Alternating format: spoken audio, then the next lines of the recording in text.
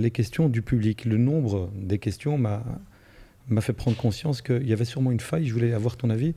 Est-ce qu'il n'y a pas un problème justement d'éducation à la jurisprudence des transactions? Est-ce qu'on ne devrait pas instaurer ça dans les écoles primaires et secondaires? Parce que des fois, j'ai des questions, je me dis, mais nos frères et sœurs, ils sont complètement déconnectés de la vision islamique de l'économie.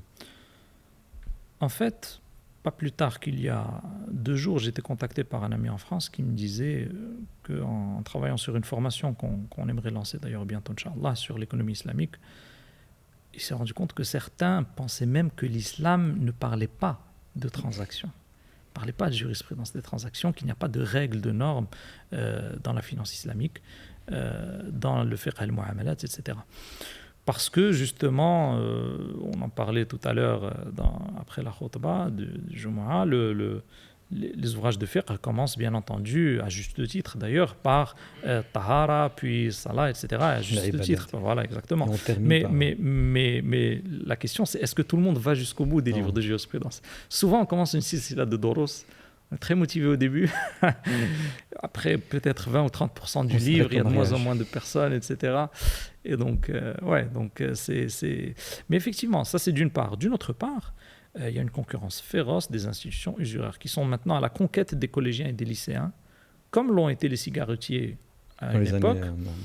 Parce que c'est des âmes faciles, sensibles et facilement manipulables. Et donc, on essaie de leur faire ce qu'on appelle l'éducation financière. Comment s'endetter, mais pas trop. Comment bien gérer ses finances domestiques, etc. Tout ça, ça a l'air sympathique. Bon, encore que la dette, c'est un gros sujet en islam. Mais en réalité, il faudrait que les personnes, surtout celles qui ont un cursus économique, mais pas que, parce que tout le monde sera amené à faire des transactions dans sa vie. Et comme le dit l'imam Bukhari dans son Sahih, Babul ilm qabla al-amal. Donc, on doit d'abord savoir quel est le jugement de quelque chose avant de faire cette transaction. Et bien, quand on est, par exemple, médecin, rien à voir avec l'économie, enfin, avec le fiqh al-mu'amalat, mais à un moment, on va devoir ouvrir un cabinet. Peut-être qu'on aura besoin d'un financement, ou d'un associé, ou d'un fonds d'investissement, ou d'acheter du matériel. Et là commence fiqh al-mu'amalat. Et c'est là qu'il faut commencer à se documenter, pas après. Il y en a beaucoup qui viennent et me disent j'ai fait un crédit, j'ai fait une telle et telle transaction, j'ai fait telle association, qu'est-ce que je fais maintenant? Ça aurait été intéressant de demander au début. Bien avant, ouais. Voilà.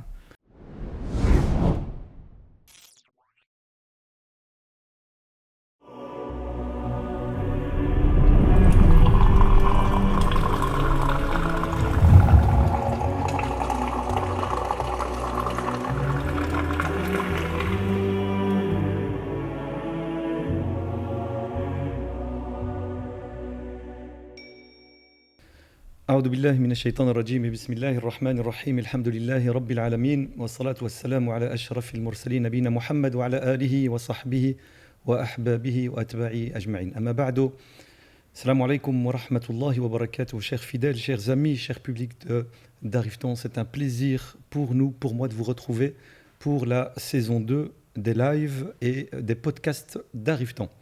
Donc je vous rappelle, cette saison-ci, comme la saison passée, Inch'Allah, on aura chaque mardi ou chaque 2 mardis dans le mois un live avec toute l'équipe d'Arifton. Donc je pense à notre frère Uthman, notre frère Jad, notre frère Omar Farid et moi-même, Inch'Allah. Et à côté de ces fameux lives, j'aurai le plaisir de continuer à animer les one-to-one. Donc je recevrai un invité avec lequel on passera quelques moments, quelques heures peut-être même, et on découvrira le parcours de vie de l'invité et ensuite surtout on discutera de la spécialité de cet invité-là. Et aujourd'hui j'ai le plaisir, j'ai l'honneur, je suis ravi de retrouver un invité qui commence à prendre ses marques dans les studios d'Arifton. C'est la 2e fois qu'il nous rend visite ici dans le studio. J'ai l'honneur de vous présenter notre frère, le cheikh, le docteur Mohamed Talal Lahlou. Sidi Mohamed, salam alaikum wa rahmatullahi wa barakatuh. Wa alaikum salam wa rahmatullahi wa barakatuh. Comment Merci vas-tu? pour l'invitation. Très très bien. Ça fait plaisir de t'avoir, Sidi Mohamed. Allah yubarak fik. On a pensé répondre à la demande suite à la publication du premier podcast, t'avoir pour pouvoir poser toutes les questions possibles et imaginables en rapport bien sûr avec l'économie et la finance islamique. Donc on est là aujourd'hui, bi'idnillahi ta'ala, pour répondre aux questions de notre public. J'ai reçu énormément de questions à Sidi Mohamed. On va encore nous envoyer des questions en direct. Juste une remarque à nos frères et à nos sœurs qui nous suivent en direct. Pour vos questions, nous ne choisirons que les questions en rapport, bien sûr, avec le sujet, qui est la finance et l'économie islamique, premièrement.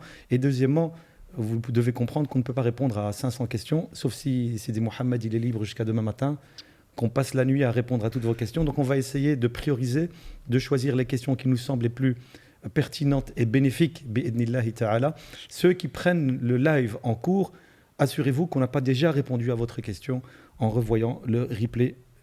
Barakallahu fikum. Sidi Mohamed, ala barakatillah, on peut commencer. Alors je rappelle Sidi Mohamed, je rappelle à notre public, tu es, masha'Allah, tu viens du Maroc bien sûr, tu es docteur en sciences islamiques, tu es en sciences économiques, tu as une formation en sciences islamiques, docteur donc en sciences économiques, tu es enseignant, tu es consultant, tu es certificateur Sharia Board, tu es en plus de cela auteur, tu écris, on en parlera dans quelques instants. Est-ce que tu peux, en quelques minutes, très court, on ne va pas refaire ce qu'on a fait la fois passée, te présenter brièvement à notre public. Barakallahu fik. Bismillah ar-Rahman ar-Rahim, alhamdulillah, wa salatu wa salam ala rasulillah. Écoute, tu as très très bien fait le tour. Je suis toujours, je me considère comme étant talib ilm, je suis chercheur. Je me considère comme étant un chercheur et donc il y a beaucoup de sujets qui touchent à l'économie islamique qui méritent encore de la recherche. Bien sûr, à côté du travail, tout ce qui est formation, conseil en investissement, on fait toujours de la recherche. On encadre des étudiants de master, de doctorat dans ce domaine-là. Et c'est un domaine qui a besoin de pas mal de recherche, bien entendu. Donc, pour résumer, on peut dire qu'on fait les choses comme ça. Une de tes casquettes, Sidi Mohamed, c'est que tu es consultant ou plutôt certificateur Sharia Board. Ça consiste en quoi, ça aussi? Je voulais déjà te poser la question la fois passée. La certification Sharia Board, c'est tout simplement le fait de pouvoir accompagner une entreprise qui fait des transactions à vérifier que ces contrats, ces transactions, ces relations sont conformes aux normes de la WIFI. AWIFI qui est un organisme qui veut dire, c'est un acronyme Accounting and Auditing Organization for Islamic Finance Institutions, qui est le plus grand organisme certificateur actuellement dans le monde de la finance islamique. Et donc, ça permet de vérifier que les normes de cette entreprise ou ces transactions sont conformes aux normes émises par la WIFI, qui sont souvent mises à jour par rapport aux évolutions actuelles. Donc, c'est l'objectif justement de ces accompagnements. Et un particulier peut faire appel à un certificateur Sharia Board. Imaginons que j'ai un contrat d'achat d'un véhicule. Il y a tout un montage qui doit se faire. Est-ce que moi, je peux entrer en contact avec Sidi Mohamed Talal Lahlou pour lui présenter et lui demander son aval? C'est possible. D'une manière générale, avec les particuliers, c'est des choses qui sont assez simples. Donc, en général, on essaie de faire ça en 5-10 minutes gratuitement. Mais par contre, quand ce sont des contrats importants qui nécessitent beaucoup de recherche, de travail, de vérification et de recoupement des informations, là, effectivement, ça requiert des missions d'accompagnement un peu plus longues. Donc, pour les particuliers en général, c'est des choses sur lesquelles les réponses sont déjà assez prêtes, toutes faites d'ailleurs, comme on verra dans les réponses d'aujourd'hui, je pense. Disponible dans certaines de tes conférences ou de tes interventions directement. Souvent. Barakallahu fik, Sidi Mohamed. L'année passée, donc le live qu'on avait fait ensemble plus tôt, on avait présenté un de tes livres qui était La crise parfaite. Exact. Aujourd'hui, c'est le deuxième. Le deuxième. Aujourd'hui, je voudrais présenter justement le premier, l'intelligence économique. Tu peux nous résumer en quelques mots? Oui, c'est un sujet qui concerne en général les grandes entreprises, le fait de pouvoir recouper. C'est un peu le parallèle éthique et légal de l'espionnage industriel. L'espionnage industriel, ça consiste à prendre l'information chez la concurrence de manière illégale, illicite. Pour l'intelligence économique, c'est son corollaire légal et donc c'est un petit peu l'art ou la science de rassembler comment rassembler les informations via les différents canaux et comment soi-même ne pas être victime d'espionnage industriel ou d'intelligence économique offensive. Et donc ça permet aux entreprises d'éviter justement la fuite d'informations sensibles et de récupérer de l'information sensible. Maintenant, ça, c'est les grandes entreprises, elles ont des budgets pour ça. Mais la question, c'était pour les tout petits qui ont des innovations, des choses intéressantes à protéger, etc. Comment ils font? Eh bien, c'est l'objet du livre. c'est adressé aux entrepreneurs, aux porteurs de projets, aux particuliers qui veulent un petit peu prendre une longueur d'avance dans le domaine dans lequel ils sont. Cette stratégie pratique pour affronter la concurrence. Exact. Donc le livre, et là je vous encourage à vous le procurer, celui-ci et La crise parfaite est disponible à Bruxelles, en Belgique, à la librairie Risala, qui est très connue, à Paris et chez notre frère Thomas Sibyl, chez Al-Bayina. Donc les deux livres sont disponibles dans ces deux librairies-là, donc à Bruxelles et à Paris. Et bientôt un troisième livre, c'est des Mohamed ? C'est en cours ? C'est en réflexion. C'est en réflexion. C'est la première étape avant effectivement, le passage à l'action. Effectivement. Khair Sidi Mohamed, je voudrais aussi te poser le cadre de notre soirée ensemble, notre assise. Avant de commencer à te poser les questions de nos auditeurs, je voudrais que tu nous rappelles un peu ce que c'est que l'économie, la finance islamique. Toi, tu l'appelles l'économie éthique, l'économie humaine. Et en quoi est-ce qu'elle est différente de l'économie que certains appellent conventionnelle, et toi tu dis qu'elle n'est pas conventionnelle du tout, elle est non conventionnelle, elle est brute, elle est agressive, elle est injuste, elle est inhumaine. Quelle est la différence entre ces deux économies-là? Les gros points pour qu'on puisse, le public puisse voir de quoi est-ce qu'on parle lorsqu'on parle d'économie et de finance islamique. Tout simplement, on va faire plaisir aux gens qui connaissent la finance islamique et l'économie islamique de loin. Bon, déjà, la finance islamique, c'est une partie... C'est une sous-partie de l'économie islamique. Donc moi je préfère parler de l'économie islamique dans le sens où la finance islamique ce sont des choses plutôt techniques et c'est une manière d'appliquer une vision qui est déjà là. Mais d'abord il faut la comprendre, la vision. Pourquoi on a besoin de cette économie islamique? Bien, tout simplement parce que dans l'économie telle qu'on la connaît actuellement, telle qu'elle est enseignée dans les écoles, dans les universités, avec des programmes totalement eurocentrés, et eurocentrique, eh bien, c'est une économie qui est basée sur le profit et qui a comme unique base et comme unique objectif le matériel. Donc, on mesure l'efficacité par le matériel. Et ce matériel se caractérise par le plaisir, l'utilité et par le profit. Ce qui n'est pas le cas de l'économie islamique. Et donc, ce matériel, au début, ça a permis de prendre une dynamique, mais aujourd'hui, on se retrouve dans une sorte de circuit infernal, de machine infernale qui ne s'arrête pas et qui va plus vite que l'humanité, notamment dans son volet de l'endettement. Aujourd'hui, quand on voit la dette d'un certain nombre de pays européens, des États-Unis, etc., les chiffres explosent. Les taux d'intérêt aussi explosent. Ça implique qu'on doit toujours travailler plus, produire plus, etc. On en avait parlé la fois précédente. Eh bien, c'est là où l'économie islamique est différente. C'est-à-dire qu'on n'a pas un vecteur fondamental de cette dynamique inhumaine qui est l'intérêt. Bien entendu, on a beaucoup d'autres choses qui sont dans le cœur de l'économie islamique, telles que le waqf, la zakat, le partage des profits et des pertes, et un certain nombre de choses qui font que on parle plus d'alternative que de complémentarité, parce qu'il y a une différence dans le fond, qu'il y a une différence de vision.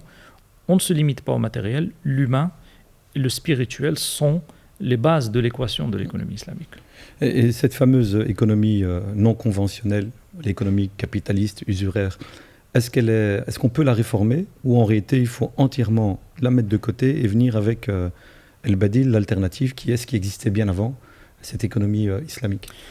À partir du moment où, avec la pensée de la Renaissance qui est devenue humanocentrée et qui a mis le divin en dehors de l'équation commerciale, économique, etc., eh bien, il est difficile de ne pas s'étonner de cette fin, là où on est arrivé, c'est-à-dire une civilisation qui est de plus en plus atomisée, disloquée, centrée, focalisée sur le matériel.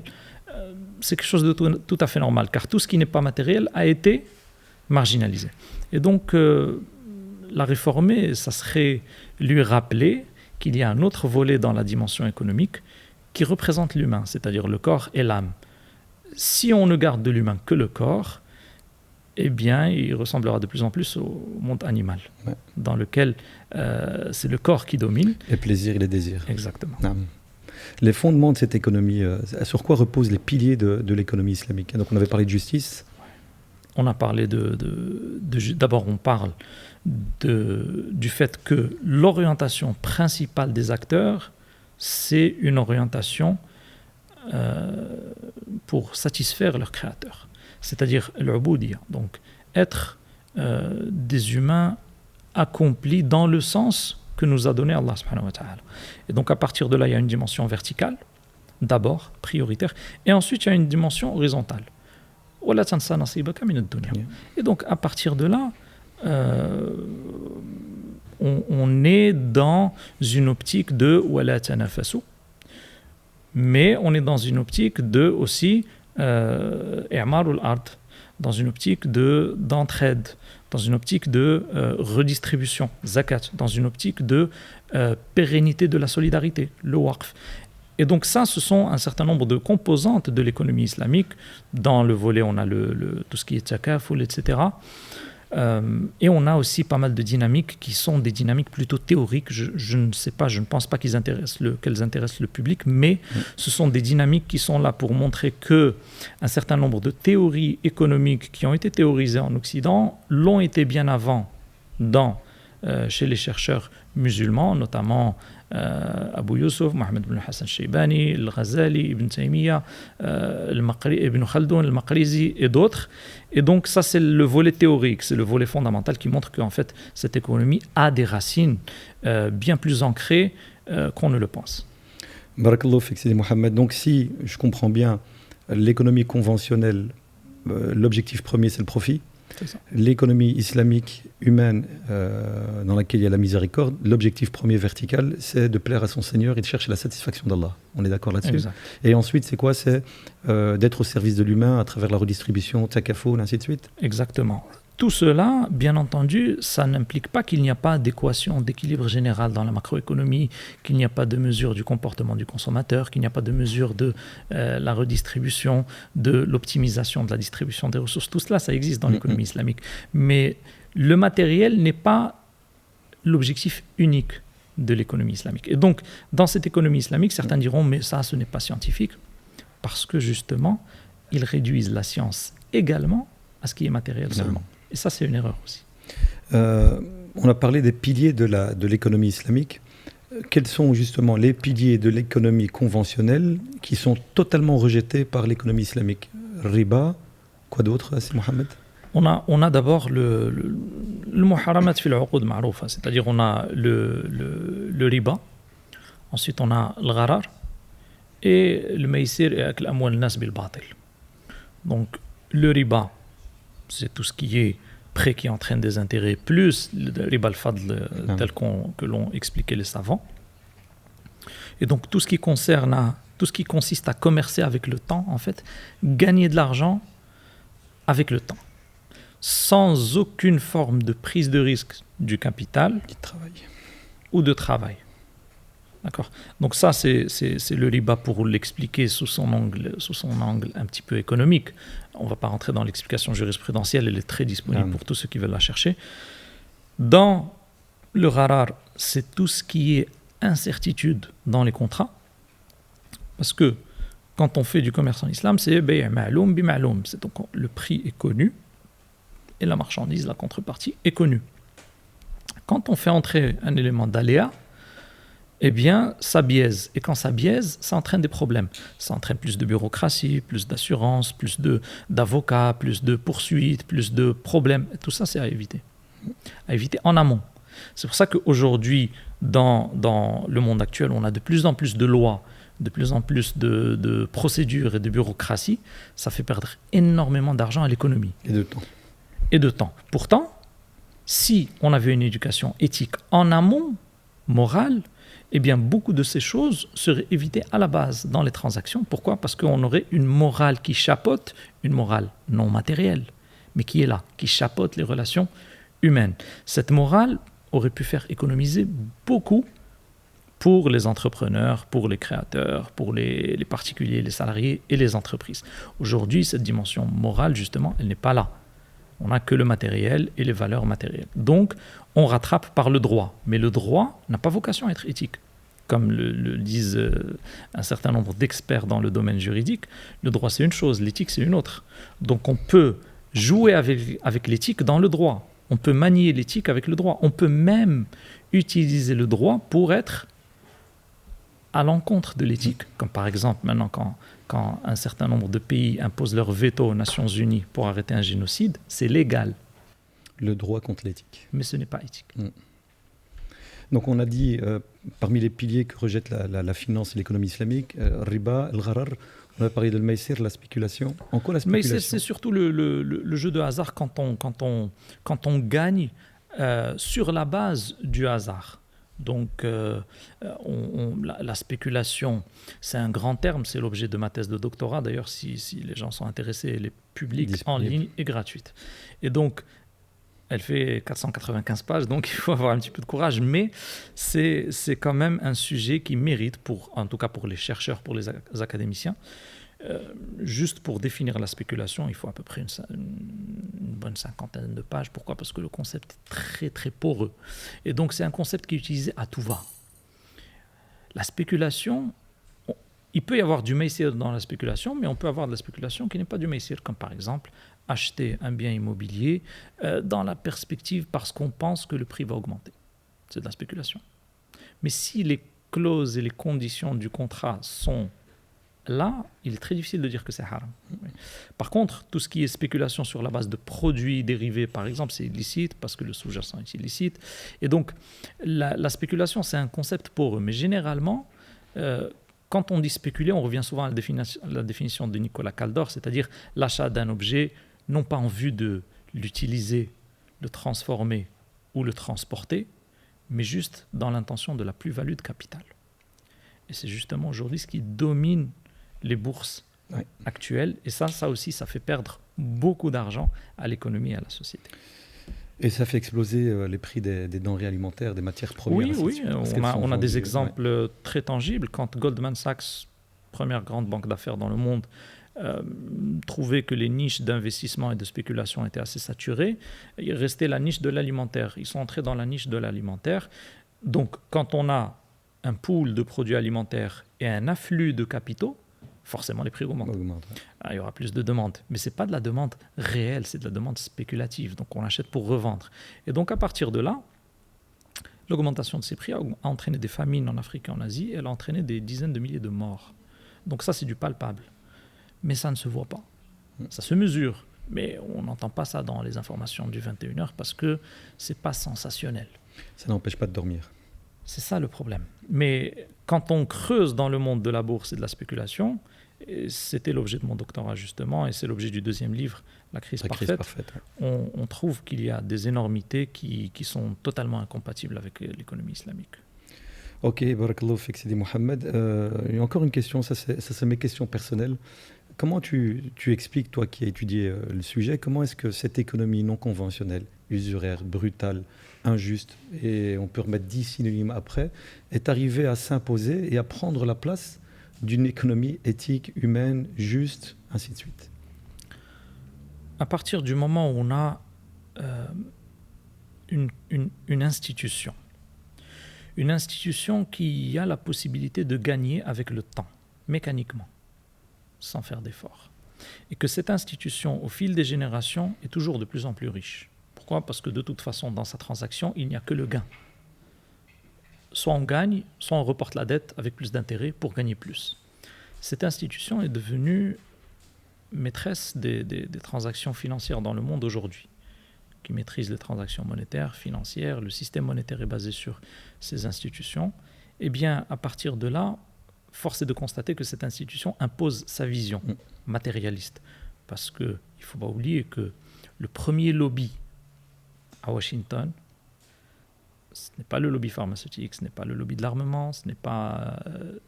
on peut penser à 36 000 lobbies, c'est le lobby financier. Et donc ce lobby est là pour faire en sorte que les lois soient favorables. On voit aujourd'hui un certain nombre de lobbies de certaines communautés aux États-Unis, comment ils font que les États-Unis deviennent une poupée dans sa politique étrangère pour leurs intérêts communautaristes. Eh bien imaginez les financiers user et abuser de ce lobbying avec des moyens énormément plus importants que ceux de cette communauté. Parce que le monde de la finance ne se limite pas à une communauté. Et donc à partir de là, ce lobbying est là pour toujours avoir un cadre international, durable, mondialisé. On peut par exemple avoir une usine, un projet, on peut avoir un projet qui échoue ou une tempête qui vient détruire le projet ou un tremblement de terre. Il est possible que le projet soit réduit à néant, en cendres, mais l'hypothèque de la dette sur le projet ne disparaît jamais. Elle est là. C'est un droit qui va rester. C'est ce qui fait que cette institution qui est l'usure, elle traverse, elle traverse le temps et les contrées. Et c'est cette institution qui a besoin d'un droit international harmonisé, mondialisé, qui est focalisé d'abord sur les droits financiers, ensuite sur les droits humains. Par exemple, aujourd'hui, on a le libre-échange dans un certain nombre de produits et un certain nombre de capitaux. Par contre, pour les humains, c'est compliqué. Catastrophe. On ne peut pas transiter d'un pays à l'autre de manière aussi facile que le font les produits et les flux de capitaux. Parce que l'intérêt et le profit est toujours... Et les Panama Papers ont montré que ça transite très très vite parfois. Khair Sidi Mohamed, encore une question dans la thématique. Justement, comment l'économie islamique fait face à ces défis-là? Le défi, elle doit trouver sa place, elle doit arriver à s'imposer, alors que le système actuel, c'est un système usuraire, un système capitaliste. Comment ça avance entre il y a 10 ans et aujourd'hui? Est-ce que tu as l'impression qu'on est en chemin et qu'on est dans le bon chemin? Est-ce que tu penses que c'est peine perdue? Et ma deuxième question par rapport à cela, les pays musulmans qui ont instauré une certaine économie islamique dans le pays, est-ce que justement cette éthique est de retour? Est-ce que ça règle des soucis ou en réalité on se rend compte qu'on n'y arrive pas? Parce qu'il y a beaucoup de critiques par rapport à l'économie islamique et on considère on l'accuse d'être juste de l'économie conventionnelle maquillée. Ces critiques se focalisent surtout sur la finance islamique. C'est pour ça que moi je préfère utiliser le mot économie, parce que justement la finance c'est un ensemble de techniques. Et beaucoup de personnes qui sont entrées dans la finance islamique sont entrées dans un intérêt purement pécuniaire et viennent du monde capitaliste et n'ont pas la vision de l'économie islamique. Donc ils ont pris un ensemble de techniques et ils se sont dit, bon, on a déjà nos banques qui font ça, on va ajouter ces produits. Toujours à la recherche de profit. Toujours à la recherche de profit. Avec la vision de la banque usuraire.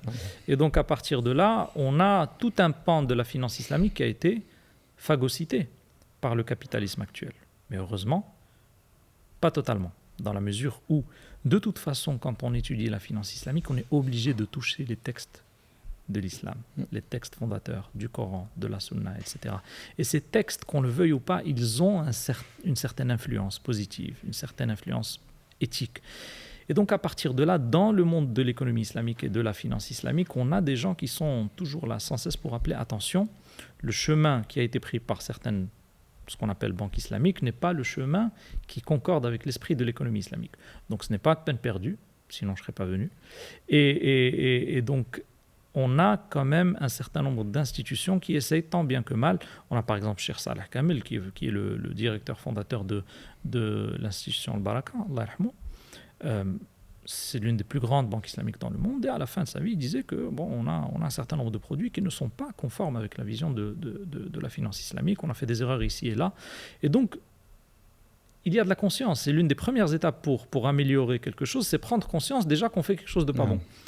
Après, si on n'a même pas conscience du fait qu'on est dans la mauvaise voie, là, les perspectives de changement, elles sont quasi nulles.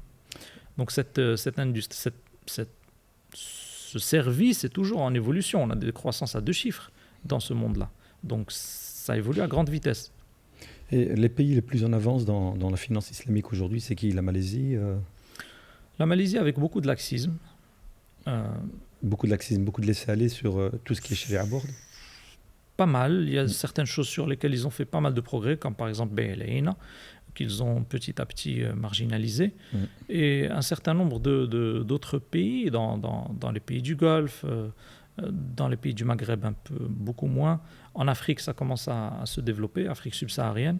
Et donc, ça avance. Il ne faut pas oublier qu'on est en train de parler d'un secteur qui a peut-être 40 ans d'existence face à un secteur qui en a 400. Non. Mais est-ce qu'ils regagnent en compétitivité, ces pays-là, qui réinstaurent de l'économie et de la finance islamique? Alors, est-ce que c'est bénéfique pour eux? Concernant la compétitivité, ce qu'il faut savoir, c'est que l'économie islamique, quand elle est appliquée, elle permet d'avoir un petit peu plus de justice dans les transactions et d'équilibre entre les parties prenantes des transactions, les stakeholders. Donc, quand par exemple on a eu la crise de 2008, eh bien, il faut savoir que les institutions financières islamiques s'en sont sorties beaucoup mieux que les institutions usuraires, pour des raisons évidentes de levier, qu'on appelle en anglais leverage. Naam. Barakallahu fika Sidi Mohamed, on va passer aux questions du public. Il y en a énormément et les questions du public, le nombre des questions m'a fait prendre conscience qu'il y avait sûrement une faille. Je voulais avoir ton avis. Est-ce qu'il n'y a pas un problème justement d'éducation à la jurisprudence des transactions?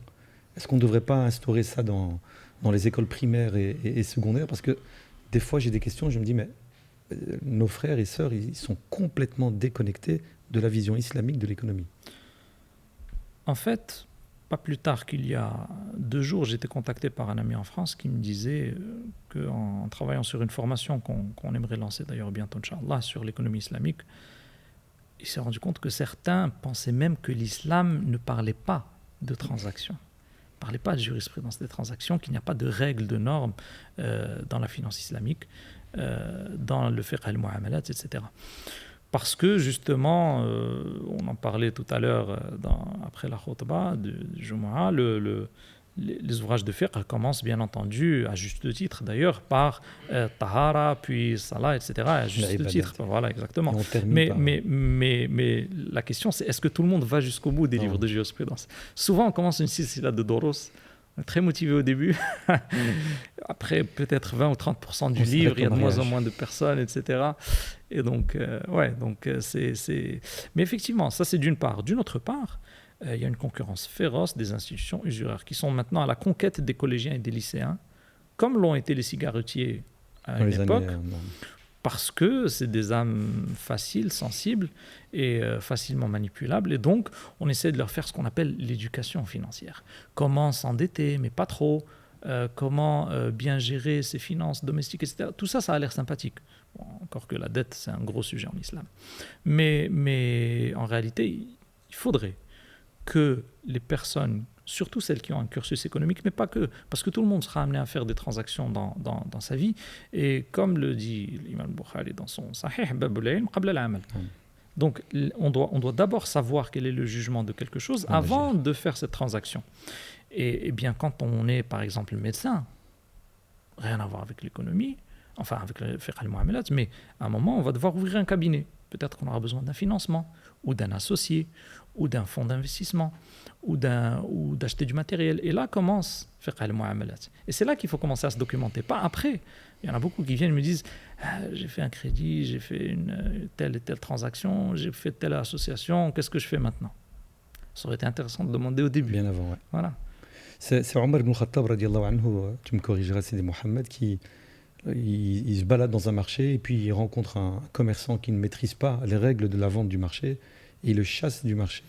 Il lui demande d'aller se former. Il demande effectivement, il interdisait aux gens qui ne comprennent pas le b.a.-ba de la jurisprudence des transactions de commercer dans le marché.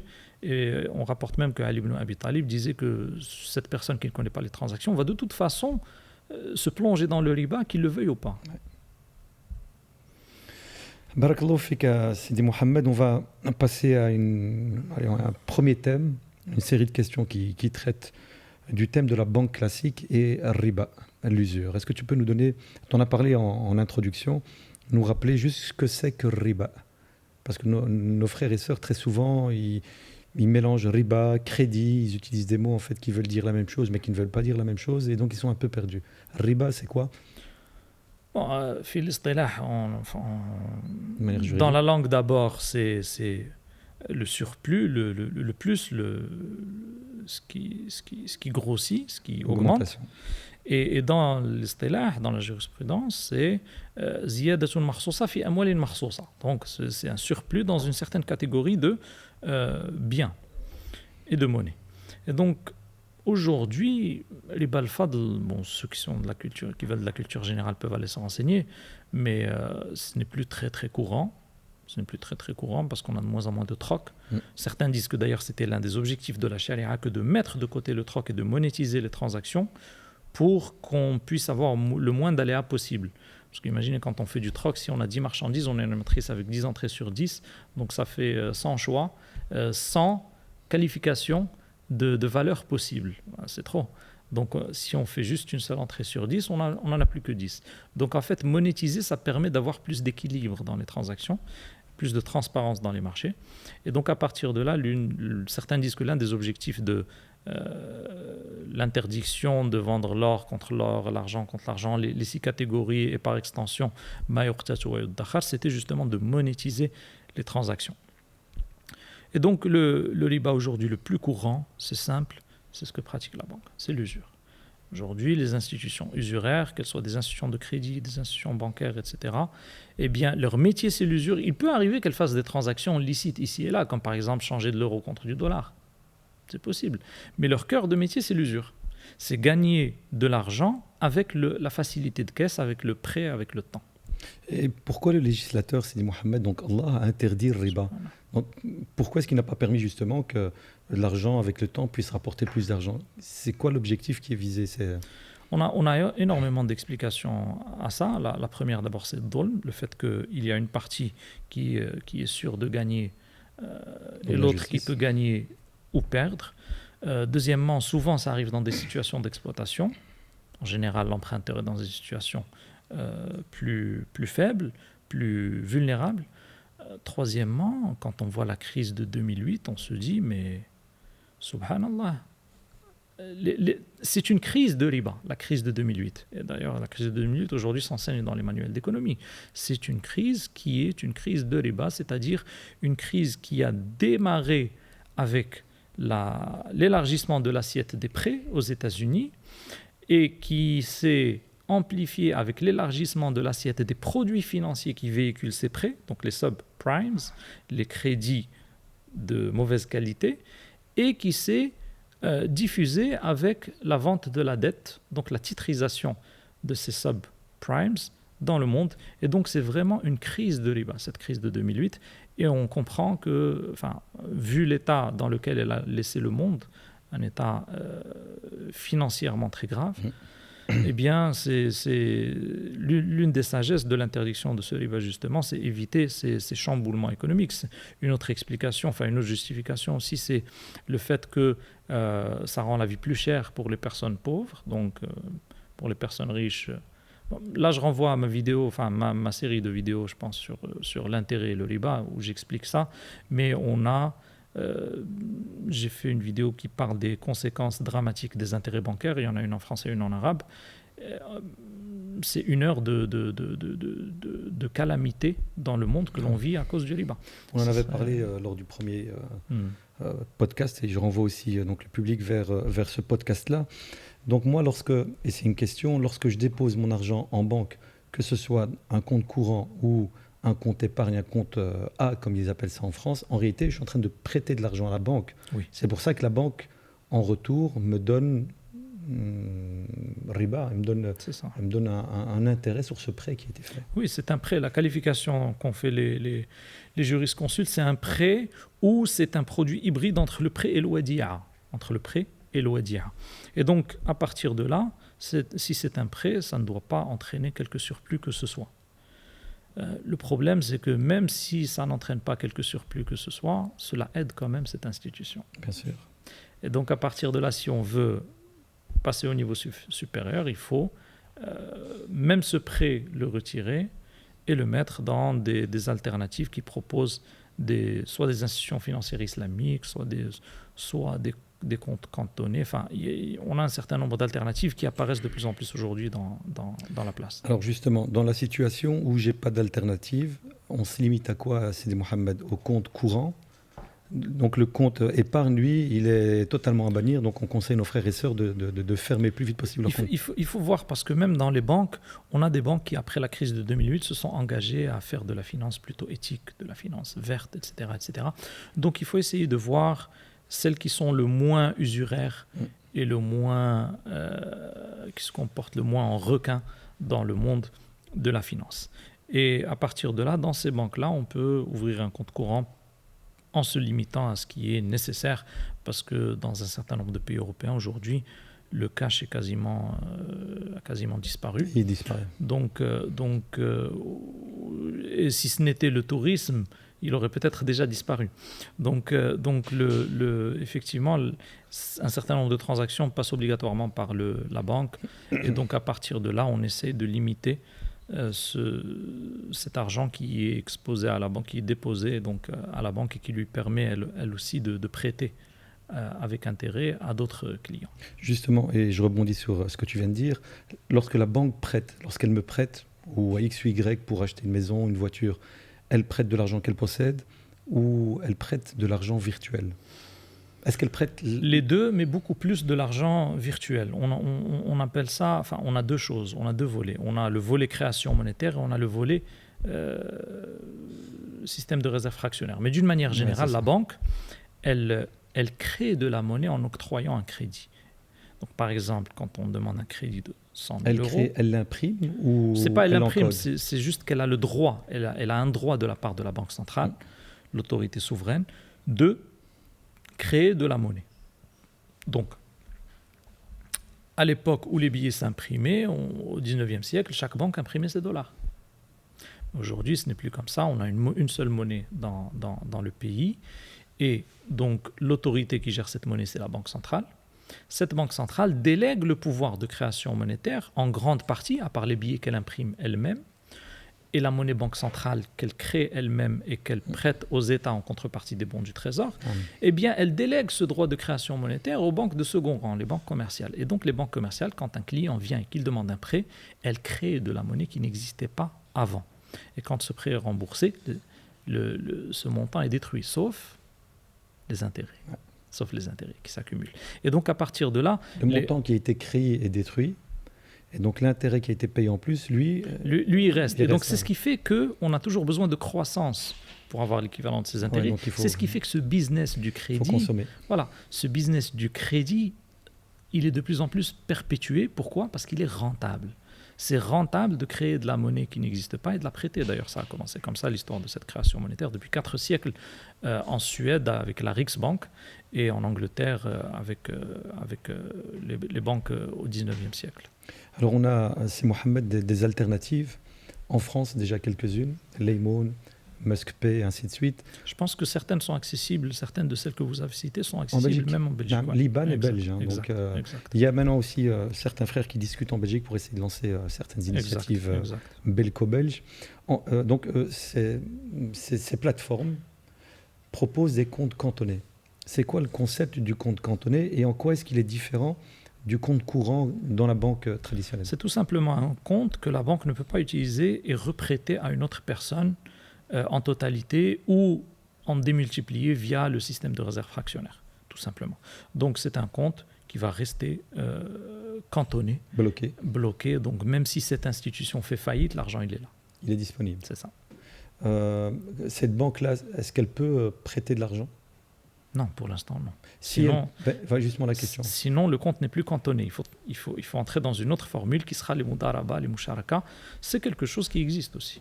Qui existe, mais pas pour l'instant. Les initiatives françaises, pas encore. Non, pas encore. Là, ce qu'ils proposent, eux, c'est un compte uniquement cantonné. Très bien. La banque conventionnelle, non conventionnelle, elle gagne sa vie grâce à l'usure. C'est ça. Les banques qui font de la finance islamique, ils gagnent leur vie comment? Est-ce que uniquement avec les frais d'opération? C'est quoi le... Dans le Coran, Allah subhanahu wa ta'ala, il dit donc Dieu a permis la vente et interdit l'usure. À partir de là, la vente permet de faire du profit. Donc si ces banques veulent faire du profit, ils n'ont qu'à vendre. Ils peuvent vendre des services, les commissions, les paiements, les transactions. Et ils peuvent vendre des biens.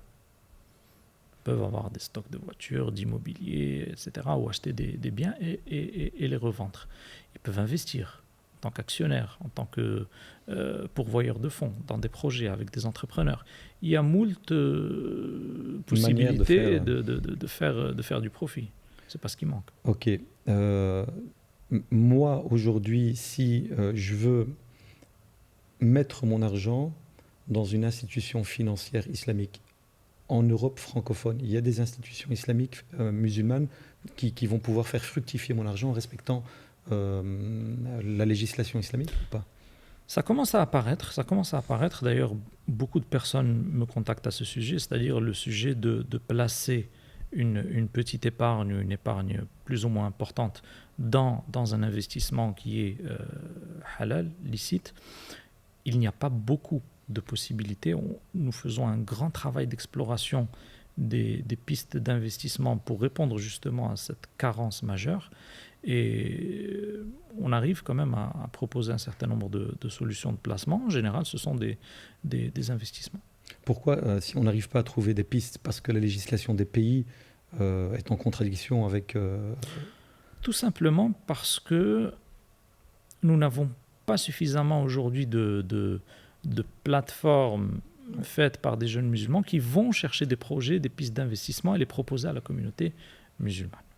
Barakallahu fika, Assi Mohamed. Et aussi, une chose qui peut-être freine cette innovation, ce sont les fatwas qui disent que ce n'est pas grave d'emprunter avec la banque pour le logement, etc.,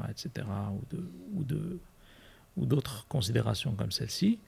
Ce genre de fatwas ont été un gros frein à l'innovation dans la finance islamique en Europe, même si elle part d'une bonne intention. Justement, je voulais te parler de cette fatwa, c'est Mohamed.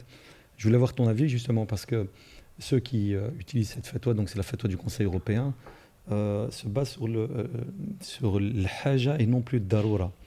Donc sur le besoin et puis non pas la nécessité vitale. Tu valides? Bon, moi, voilà, c'est pas ton ce rôle. Que je sais, c'est pas mon rôle. Les savants sont dans leur rôle, mais ce que je sais, c'est que Darura a été expliqué par un certain nombre de savants également. Et Darura, c'est la nécessité vitale quand on a une crainte sur son corps, son intégrité physique, corporelle. Là, on est dans la Darura. Et pour la question de l'haja, c'est controversé dans la mesure voilà, dans la mesure où j'espère que ces gens-là qui travaillent qui ont travaillé sur cette fatwa prennent conscience du danger de l'imam. Moi, je dis actuellement, en l'état actuel des choses, un non-musulman, si les conséquences de l'intérêt lui sont présentées de manière assez systémique et holistique, il combattrait les intérêts, même en étant non musulman. C'est l'aspect miséricorde pour l'humanité en économie. J'appelle ça la miséricorde pour l'humanité en économie, tellement cela lui fait du mal à lui. Sauf que tellement c'est macro, c'est loin, qu'on n'arrive pas à se représenter le mal que l'on subit. Par contre, quand on va au supermarché, qu'on voit les prix augmentent, l'immobilier augmente, les dépenses augmentent, tout augmente, et bien là, on ne sait pas exactement localiser d'où ça vient. Et on a ceux qui disent que c'est dû à tel ou tel événement politique, etc. etc. Oui, les causes conjoncturelles peuvent être diverses et variées, mais il y a une cause structurelle qui est là, chaque année. C'est les intérêts. C'est Mohamed, une question qui est revenue souvent, c'est pour ça que je t'ai demandé ton avis sur la fameuse fatwa. Beaucoup de nos auditeurs nous disent « Je suis aujourd'hui dans la situation de haja. Est-ce que je dois attendre 5, 6, 7, 8 ans d'être dans la situation de darura et je vais y être, les loyers augmentent, tout augmente, pour pouvoir profiter de cette fameuse fatwa, ou est-ce que je peux anticiper et me dire pourquoi perdre 5 années, parce que dans 5-10 ans, il y a quelques années, par exemple ici en Belgique, le loyer représentait plus ou moins un peu moins du tiers des revenus mensuels. Aujourd'hui, le loyer représente plus de la moitié. Dans certaines familles où il y a un seul revenu, c'est 2 tiers des revenus. Est-ce qu'eux, on peut leur permettre d'anticiper Darura et de commencer aujourd'hui d'acheter avec cette fameuse fatwa? En jurisprudence, la Darura ne s'anticipe pas, elle se vit. C'est-à-dire que quand on est en Darura, par exemple, si on doit manger le maïta, on mange ce qui est nécessaire seulement, on n'emporte pas. On n'anticipe pas la Darura. Parce que c'est Allah subhanahu wa ta'ala qui connaît le futur. Et donc à partir de là, si on avait appliqué cette fatwa, par exemple, dans des pays où la finance islamique est apparue, prenez par exemple le Maroc, ça a commencé en 2017. On aurait pu avoir quelqu'un en 2016 qui nous dit, je vais prendre la haja, je vais prendre un crédit. Et il est parti pour 25 ans. 2017, finance islamique. Ouais. Donc en fait, qui nous dit que demain, ou dans 6 mois, on n'aura pas un jeune ou une équipe de jeunes qui vont lancer une solution, parce qu'aujourd'hui, avec les fintechs, c'est devenu très très facile de lancer ce genre d'initiative. Qui nous dit qu'on n'aura pas une alternative demain, enfin pas demain, mais dans 6 mois ou dans 1 an ou dans 1 an et demi à Bruxelles. Je travaille avec justement en tant que Sharia Board dans ce domaine-là, et je vois que c'est quelque chose qui est totalement dans les cordes de notre nouvelle génération. Ok, Barakallahu fik, c'est Mohamed. On a parlé de l'Aïmoun et de MuskPay pour tout ce qui est compte cantonné. On demande, il y a beaucoup du public qui demande des noms de banques qui font de l'investissement islamique conforme à la charia. Est-ce que tu as des noms à nous proposer? Pour l'instant, en Europe, non. Ce sont des initiatives... des initiatives au Moyen-Orient ou... Oui, au Moyen-Orient, on a un certain nombre d'initiatives. Enfin, au Moyen-Orient, on peut investir dans ce qu'on appelle les actions propres. Donc, les personnes qui sont au Moyen-Orient, je pense qu'il y a beaucoup de gens qui sont installés aux Émirats, en Arabie Saoudite notamment. Celles-là, elles ont accès à ce qu'on appelle les actions propres. Et donc, en entrant en bourse, on peut acheter des actions d'entreprises qui ne font pas de riba, ni en prenant ni en donnant des intérêts. Et donc, ces entreprises ne prennent pas d'intérêt, ne donnent pas d'intérêt, et elles respectent les critères de la charia. Donc, leurs actions sont licites. Donc, on peut acheter des actions et investir pour ces personnes-là. Mais ça va venir très bientôt, Inch'Allah. Ça commence déjà en Europe. En Angleterre, il y a des initiatives qui sont basées sur les critères à Wi-Fi. Donc, ça vient. Aux États-Unis, ça se développe? Aux États-Unis, je ne connais pas très bien le marché américain, à vrai dire, mais j'ai entendu qu'il y a quelques initiatives. Très bien. Alors, une autre question qu'on doit sûrement te poser très souvent, Sidi Mohamed. On ne touche pas le riba, tant qu'on n'est pas dans le daroura. Mais quelles sont alors les alternatives aujourd'hui? Vous savez que l'imam Malik n'a pas permis le riba même pour daroura. Vous m'apprenez quelque chose, Sidi Mohamed. C'est impressionnant. Tu as mis court à ma question en disant ça. Donc, quelles sont d'après toi les alternatives qu'on peut proposer à la minorité musulmane en Belgique, en France, en Europe, pour pouvoir faire face à l'explosion des prix des loyers? Comment devenir propriétaire aujourd'hui? Et est-ce que l'islam encourage le fait d'être propriétaire ou pas? Non, bien entendu, et l'islam décourage la dette, donc forcément, si on a moyen d'être autonome financièrement, c'est mieux. Le croyant fort est meilleur que le croyant faible. Bien entendu, mais à partir de là, là, on parle de halal haram, donc on n'est pas dans le fadil ou le mafdoul, on n'est pas dans le bien et le très bien. Là, on parle de bon et mauvais. Donc, quand on joue entre le bien et le très bien, on peut naviguer. Mais quand on parle du bon et du mauvais, du halal et du haram, là, on est en danger. Du coup, à part le fait de pousser la communauté via un maximum de coordination dans les centres culturels islamiques, dans les communautés des jeunes musulmans, etc., à lancer des initiatives, et encore une fois, ce sont des choses qui prennent beaucoup moins de temps que l'on ne pense et qui sont totalement accessibles, eh bien, al-hajatu umul ikhtira'. Le besoin, c'est la mère de l'innovation.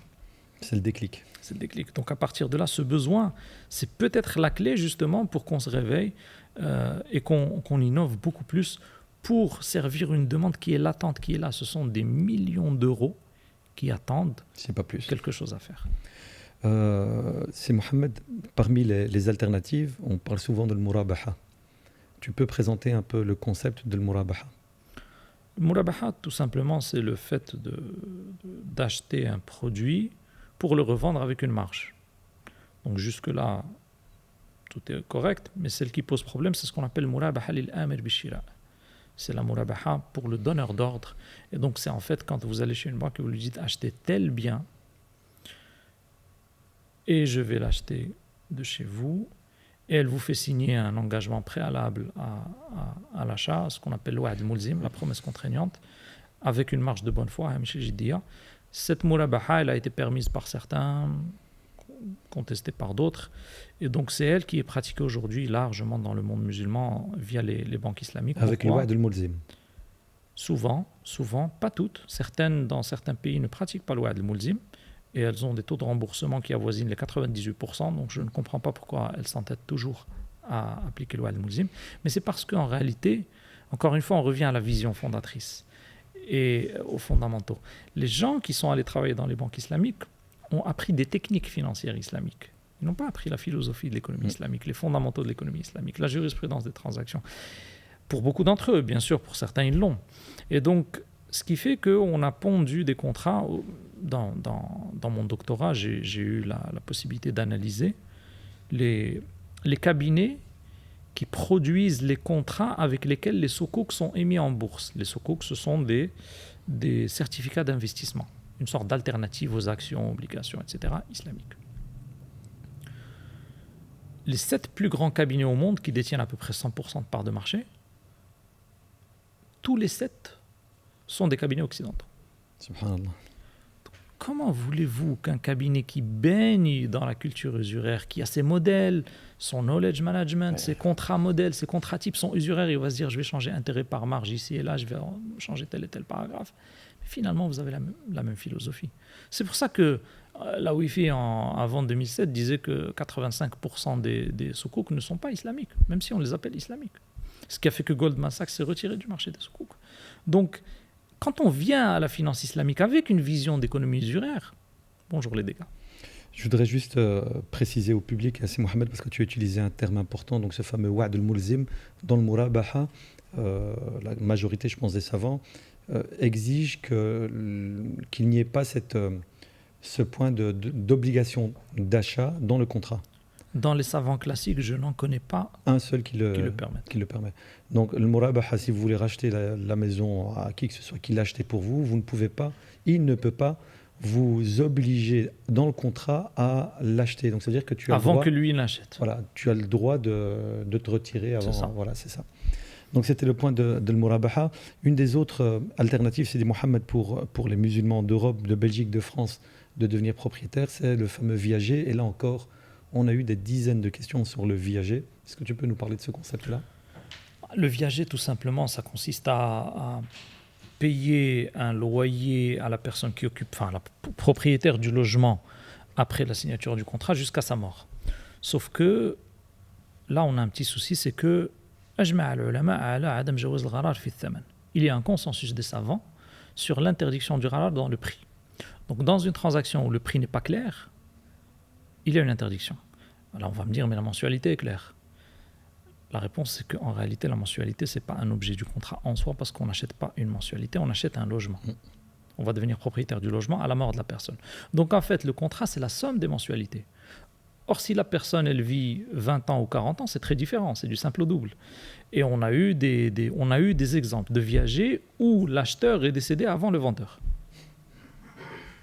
Donc, ça nous pose énormément de soucis. Ce contrat n'est pas acceptable dans cette forme-là. Par contre, si on fait un contrat où le prix est clair, c'est-à-dire 15 ans de mensualité, avec tel montant de mensualité, de telle sorte que si on additionne les mensualités, on a un prix clair en face de nous, on a un total clair, là le prix il est clair. Et le logement, il sera libéré après 15 ans. Là, c'est clair. La libération du logement, c'est aussi une des conditions. Imaginons qu'au bout des 15 ans, le vendeur n'est pas décédé. Au bout des 15 ans, ce qu'il faut savoir, c'est qu'au bout des 15 ans, encore une fois, c'est là où notre communauté se différencie. C'est qu'on a un côté éthique, on a un côté de miséricorde, de rahma. Donc si on veut être rabbani, on doit avoir de la rahma pour les autres. Et donc, c'est très compliqué de mettre quelqu'un qui a 102 ans à la porte. Donc, je rappelle que l'Indonésie, c'est le plus grand pays musulman dans le monde, et l'islam y est entré par l'éthique commerçante, pas par une autre manière. Et donc, cette éthique commerçante, c'est quelque chose dont on se prévaloir. On doit se prévaloir. Et donc, dont on se prévaut, et on doit se prévaloir de cette éthique et la mettre en avant dans la société parce qu'elle en manque. Et la société est trop, comme a dit Abdullah ibn Siri, on est passé de la société une société où les gens se connaissent, se font miséricorde entre eux, s'entraident, à la bienveillante, à la société ta'aqudiyya, où les gens sont froids, où c'est le papier qui tranche et le matériel. Donc, on doit revenir à cette société tarahumiyya pour être rabbaniyin.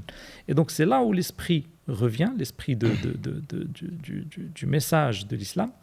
Et donc à partir de là, si au bout des 15 ans, la personne est toujours vivante, il faut avoir prévu une sorte de compensation, par exemple, une priorité au loyer, ou bien un loyer avec un prix préférentiel, ou bien tout ça de manière non contraignante, bien entendu. Et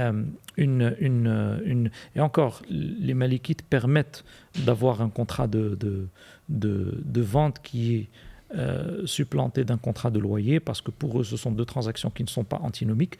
Et donc, si les deux sont clairs avec des prix clairs, on peut les attacher. Et donc, à partir de là, mais bon, Majma' al-Fiqh a dit qu'il faut que ça soit deux contrats différents. Et donc, à partir de là, cette personne-là, il faut être rahim avec elle, tout simplement. Ici, en Belgique, je ne sais pas comment ça se passe, c'est Mohamed, mais pour que tu le saches, en Belgique, pour ce qui est des viagers occupés, lorsqu'on arrive au bout du terme fixé, 15 ans, si les crédits rentiers, donc le vendeur, est encore vivant, il a le droit de l'usufruit jusqu'à sa mort. Sauf arrangement entre les deux parties. Ça revient au même. Voilà, on ne peut pas les chasser. Ça repose l'inconnu. Voilà. Ça repose l'inconnu dans l'équation. Mais est-ce qu'il n'y a pas la notion de rahma, justement? Il restera... Non, on ne paye plus. Tu prends la propriété du bien, te revient, mais pas l'usufruit du bien. Et donc la personne va... Oui, vous prenez la nue propriété. Voilà, mais après, en réalité, ça c'est un contrat c'est comme un contrat de donation dans lequel il y a incertitude. Et les savants, il y a une divergence entre les savants sur la question de l'incertitude dans la donation. Et là, l'incertitude, elle est potentiellement grande parce qu'on ne sait pas combien d'années il va vivre. Mais encore une fois, ça c'est du cas par cas. On peut pas, il faut voir le contrat pour pouvoir se prononcer par rapport à ça. Mais effectivement, il faut mettre en avant ce côté de rahma. Ok, c'est encore une question qu'on nous pose. Dans la situation où on se met d'accord sur 15 années, 300 000 euros par exemple, et le vendeur, le crédit rentier, meurt après 10 années. Est-ce qu'on stoppe ou bien là aussi rentre la darar ou la dirar? On continue à payer les héritiers si on a? Non, les héritiers sont de plein droit. Okay, c'est des ayants droit pendant les 5 années restantes. Très bien. Il faut compléter le montant. Il faut arriver au montant fixé. Donc... C'est ça, parce que la vente, c'est le logement contre tel montant qui va être payé sur telle durée. Donc là, il n'y a pas d'incertitude. Le logement, tel montant, telle durée. Donc, si il décède avant la durée, ses héritiers sont ayant droit. Très bien. Moi, j'ai eu une question à Sidi Mohamed, une personne qui a eu cette situation-là. Au bout de 13 années ou 12 années, le vendeur est décédé, aucun héritier disponible. Ça, c'est des cas exceptionnels qui ont leur... Normalement, Beit al-Mal, huwa warith man la waritha lahu. Cette personne-là, en fait, elle explique que dans le choix de son viager, elle a mis comme condition d'avoir quelqu'un qui n'a aucun héritier pour sortir Mbabouassa par rapport au fait qu'à sa mort... Ça aussi, c'est du cas par cas. C'est du cas par cas, exactement. Comment est-ce qu'on contacte Mohamed pour le cas par cas? Je suis très joignable. On donnera, Inch'Allah... Non, vous pouvez voir avec un savant. Il y a des savants qui s'y connaissent dans la jurisprudence des transactions. Encore heureux, alhamdoulilah. Ok, c'est Mohamed. Al-Musharaka, est-ce que c'est une alternative à la... Le Musharaka, c'est en fait remettre au centre du jeu une transaction qui a été marginalisée par le capitalisme usuraire. Pourquoi? Parce que justement, elle ne repose pas sur l'usure. Elle existe dans l'économie actuelle, mais elle est très marginalisée. C'est ce qu'on appelle notamment le venture capital, le capital risque. L'association, quand deux personnes s'associent avec un capital, c'est une musharaka. Quand un fonds d'investissement investit dans une start-up, c'est une musharaka. Donc tout cela, ce sont des formes de musharaka qui permettent de ramener le concept fondamental de finance islamique, de l'économie islamique, qui est l'adl dans le mu'amalat. On a même une sourate qui commence par Wailun lil mutaffifin. Donc cet équilibre dans la balance, il est là, il accompagne tout l'esprit de l'économie islamique. Et donc cet équilibre, c'est le fait qu'on va avoir une symétrie entre le kharaj et le daman, une symétrie entre le capital et le profit. Donc si on va gagner tous les deux, et si on perd tous les deux. Contrairement à l'usure où si on gagne tous les deux, mais si on perd, je perds. Enfin, l'emprunteur perd. Mais de manière pratico-pratique, comment est-ce que je peux acquérir un bien immobilier en passant pour le musharaka? C'est possible aussi. Le musharaka, il est surtout fait pour les projets créateurs de valeur, mais ça peut se faire pour l'immobilier aussi. Les coopératives, c'est le musharaka, ou pas? Coopérative, oui, c'est une musharaka. C'est une musharaka fil sharikatul milk. Et donc, c'est une musharaka où on va avoir un financier qui va céder progressivement ses parts au prix du marché. Au prix du marché, au moment où il cède. Exactement. Ça, c'est très important. On oublie souvent cette clause. donc au prix du marché ou au moment où il cède. Et donc si ça monte pour lui, si ça descend pour lui, pour ses parts. Les deux prennent des risques. Exactement. Et s'il arrive quelque chose au logement, c'est chacun au prorata de ses parts. Ok, c'est Mohamed Barakallahu Fik. On va passer à une autre alternative à l'achat avec le riba pour les biens mobiliers ou immobiliers, c'est l'ijara, donc le fameux leasing. Alors en Belgique et en France, en Europe francophone, je ne sais pas, en Europe anglophone, on a deux types de leasing. Nous, on parle de leasing et de renting en Belgique. Donc le leasing, c'est la location avec option d'achat. Le renting, c'est la location longue durée. Okay. On va commencer par le leasing. En quoi le leasing est une alternative à l'achat avec riba d'un véhicule, par exemple? Le leasing, c'est un contrat, contrairement au riba, qui peut être arrangé, qui peut être corrigé. C'est un contrat dont on peut arrondir les angles. Tel qu'il est fait aujourd'hui, il n'est pas bon, parce que souvent, il mixe deux contrats en un, qui est le loyer selon Majma' al-Fiqh al-Islami, le contrat de location et le contrat de vente avec des implications antinomiques, c'est-à-dire que pendant la durée de location, on fait supporter au locataire les risques majeurs du bien, alors que normalement, c'est le propriétaire qui doit supporter, souvent avec des pénalités de retard, avec aussi des assurances souvent qui ne sont pas conformes à la charia. Et donc, ce sont des choses qu'on peut corriger. Et donc, Majma' al-Fiqh al-Islami, oui, voilà, exactement. Majma' al-Fiqh al-Islami, si vous cherchez sur Internet, Fatwa Majma' al-Fiqh al-Islami sur le leasing, vous allez trouver les clauses. Il pose un certain nombre de conditions pour que ça soit licite, notamment séparer les deux contrats, que chacun supporte ses responsabilités, que chacun soit lié à ses propres responsabilités, que le prix de location soit un prix qui reflète le marché réel. Et donc, à partir de là, oui, effectivement, on a la possibilité d'enlever les clauses de pénalité de retard. Qui est du riba. C'est ça, bien sûr. Donc, on peut corriger. Donc là, on est dans le leasing. Et dans le renting, la location longue durée? Le renting pose encore moins de problème parce qu'il n'y a pas de clause d'achat dans le contrat. Donc, c'est un seul élément. Donc, il faut enlever les clauses de pénalité. Et après, à la fin de la location, s'ils se mettent d'accord sur un contrat de vente, ils négocient le prix entre eux. Et ça, c'est autre chose, oui. Ok. Si Mohamed, je voudrais aussi te poser une question sur, pour ce qui est des biens de consommation, le crédit gratuit, le crédit 0%. Acheter mon frigo, ma télévision. Ça, c'est une belle mascarade. C'est une belle mascarade. C'est une belle mascarade parce que souvent, on fait entrer un organisme financier dans l'équation. Et donc, on a un supermarché qui vous dit vous allez acheter tel téléphone à 1 000 €, vous allez payer en 10 mois 100 €. Vous vous dites, mais c'est formidable, c'est 100 € fois 10, ça fait 1 000 €, c'est du crédit gratuit. Ou qu'on appelle aussi Buy Now, Pay Later. BNPL avec carte bancaire, vous passez la carte, vous avez payé en 10 fois et avec le prix de vente affiché. Sauf que où se trouve, parce qu'encore une fois, la règle, dans le contrat, vous allez trouver 3 signatures, là, il faut s'arrêter. Si on avait 2 signatures, il n'y a pas de problème, le vendeur et vous. Mais là, le problème, c'est qu'il y aura un organisme financier qui va venir payer le vendeur en cash. Il va lui payer moins, il va lui payer 950 €, 960 au lieu de 2000. Et il va venir vous facturer par échéance ce financement à 1000. Donc en fait, il vous avance 950, 960 et il va récupérer 1000. C'est ça la vraie équation qu'il faut voir. Donc tout ce qui est crédit gratuit, BNPL, taux zéro, il ne faut pas y croire, sauf si c'est une relation entre vous et le vendeur ou une filiale à 100% du vendeur et qu'il n'y a pas d'organisme de financement. Ça ne veut pas dire que vous n'avez pas envoyé vos fonds depuis la banque, oui, mais ça, ce n'est pas la banque qui va venir financer la transaction. Ce sont vos fonds. Ce sont vos fonds, exactement.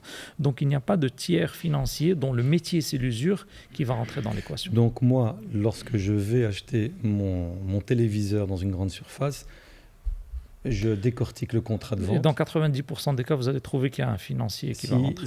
Est-ce qu'il est possible qu'eux aient un contrat avec le financier différent du contrat qu'il a avec moi ? C'est-à-dire que vous ne détectiez pas dans votre contrat que ça se fait. Est-ce que c'est licite pour moi à ce moment-là ?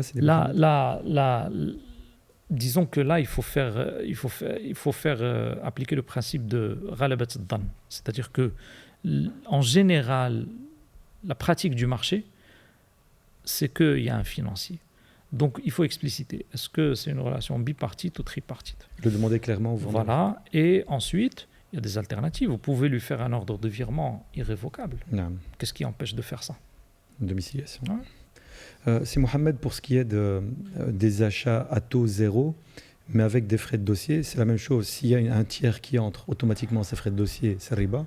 S'il n'y a aucun tiers entre lui et moi... C'est ça. Si c'est des vrais frais de dossier qui ne sont pas variables selon le montant et qui sont entre vous et le vendeur, ouais.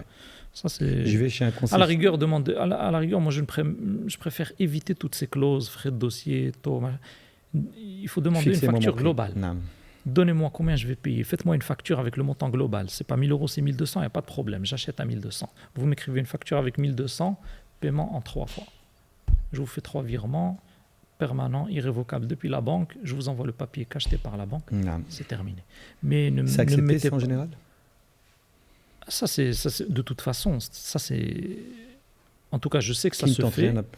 Et j'ai vu de mes propres yeux des contrats négociés, c'est-à-dire où le client a pu retirer, par exemple, des clauses qui ne sont pas bonnes, comme les pénalités de retard. Ça, je l'ai vu en Europe. Donc, ça se négocie. Il ne faut pas croire que tous les contrats sont des contrats d'adhésion.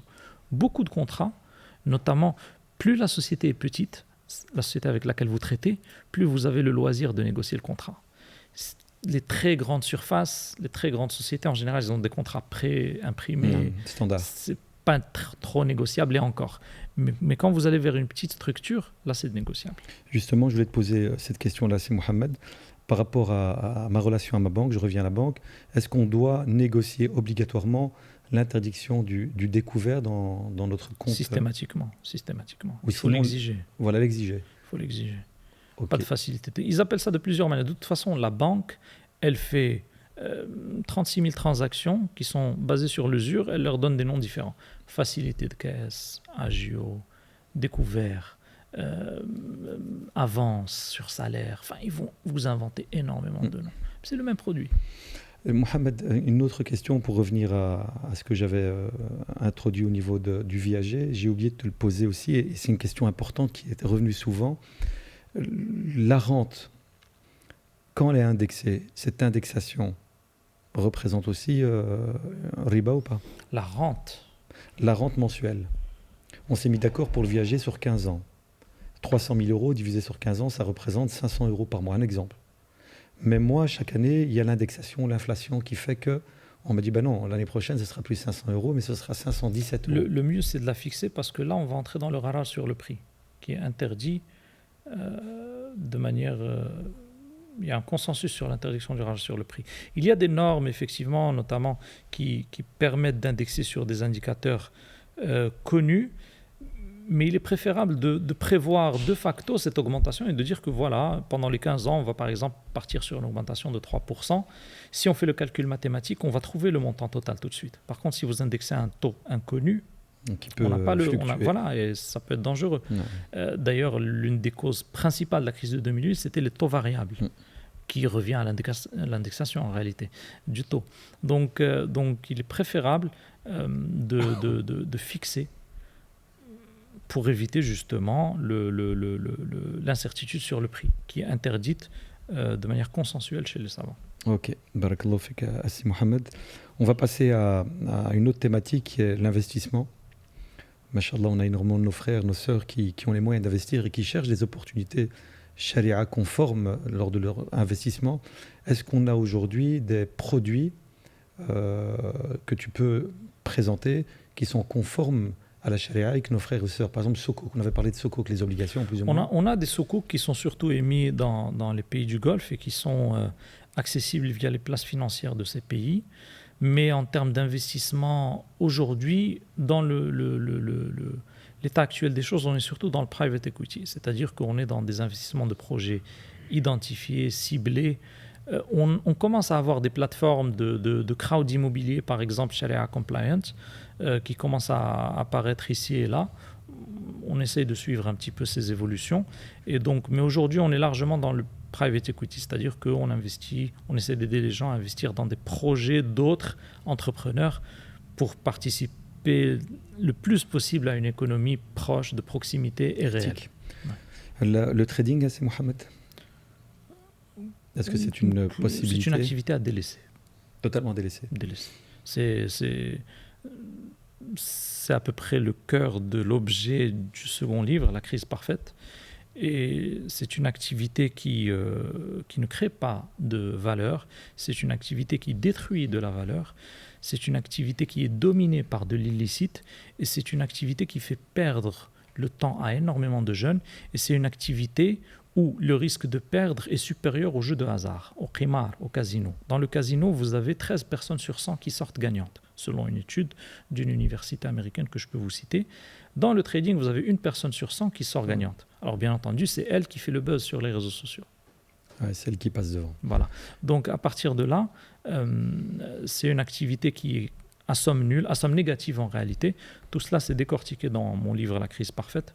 Et c'est une activité qui est à délaisser de la part de nos jeunes. C'est une perte de temps, d'argent. Et au niveau macroéconomique, c'est une activité qui détruit de la valeur. On a des indices boursiers islamiques, hein, c'est Mohamed? Oui, ça peut se faire, mais ce n'est pas du trading. Là, on parle de l'investissement à long terme. Là, on parle d'acheter des actions, d'acheter des parts d'entreprise, d'acheter des produits. On ne parle pas d'entrer à la bourse, d'acheter à 10h30, de vendre à 10h40. Voilà. Enfin, c'est du trading en réalité. Et de suivre des graphiques matin et soir et de rêver de ces graphiques. Savoir vendre au bon moment. Ouais. Le bon moment, tout ça, c'est très subjectif. Et de l'investissement en bourse, il y a un nom spécial pour cela, l'investissement? Et de toute façon, ces jeunes apprentis traders doivent savoir que les personnes qu'ils ont en face, qui sont les brokers et les grandes banques d'investissement, ont des outils et des équipes 100 fois plus performants et intelligents et outillés de manière robotisée avec les informations que eux. Donc c'est une bataille perdue d'avance pour 99%. Et donc entrer dans cette bataille, c'est une perte de temps. Alhamdoulilah, beaucoup de jeunes ont délaissé le trading suite à un certain nombre de vidéos que j'ai faites, notamment dans la playlist qui s'appelle Crypto et Bourse dans ma chaîne, ouais, je l'ai vu. Dans laquelle je parle justement de ce fléau qui est le trading et qui a fait perdre des fortunes de manière agrégée aux jeunes musulmans. Et pas que jeunes musulmans d'ailleurs. Je rebondis sur ta vidéo Crypto et Bourse, c'est Mohamed. Les crypto-monnaies, c'est aussi une question qui apparaît énormément, qui ressort. Alors tout le temps la même question, est-ce que les cryptos, investir en crypto, acheter de la crypto, est-ce que c'est halal ou est-ce que c'est haram? Je te laisse répondre. Je préfère ne pas prendre de position tant que Majma' al-Fiqh al-Islami n'a pas pris de position officielle. Il y a pas mal de savants, notamment, je ne vais pas citer les noms parce que là j'ai un doute entre deux savants, mais il y a des savants connus qui ont permis, par exemple le Bitcoin, un certain nombre de conseils de fatwa qui l'ont interdit, etc. Donc c'est encore objet de discussion. Maintenant, ça ferait son chemin, c'est devenu de facto une donnée presque, donc je ne comprends pas toujours ça devrait tomber bientôt, mais en tout cas les projets crypto, l'erreur à ne pas faire, c'est de faire une fatwa crypto. Ouais, globalisée. Parce que les différences entre les projets peuvent être énormissimes. Et donc on n'a pas de fatwa qui s'appelle fatwa crypto, c'est du cas par cas. Et comme c'est du cas par cas et qu'il y a des dizaines de milliers de projets, c'est éprouvant. Enfin, vous savez, un papier blanc d'une crypto, ça peut faire 50 pages, 100 pages. Vous imaginez 10 000 fois 100 pages fois 50 pages. Enfin, vous passez une vie dessus, vous ne terminez pas. Donc le mieux, c'est si on est intéressé par un projet, de consulter un savant sur ce projet. Et d'une manière générale, dans ce monde de la crypto aussi, il y a beaucoup d'arnaques. C'est-à-dire que par exemple, en 2017, 97% des cryptos qui étaient lancés en 2017, aujourd'hui n'existent plus. Disparu. Donc, quid de ces 97% des milliers de projets? Eh bien, c'est des projets où les gens ont perdu leur placement. Donc, il faut faire attention avec ça. Bien entendu, c'est l'avenir.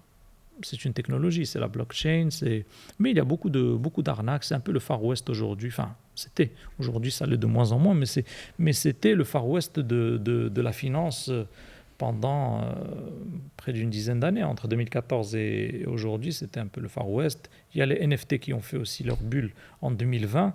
Et donc, mais aujourd'hui, ça se stabilise. Donc, on a une évolution boursière qui est comparable à la bulle des dot-com en 99. Mais là, on a eu plusieurs bulles de crypto, contrairement au dot-com. Parce que le dot-com, une fois que ça s'est crashé, c'est reparti, mais de manière quasi constante.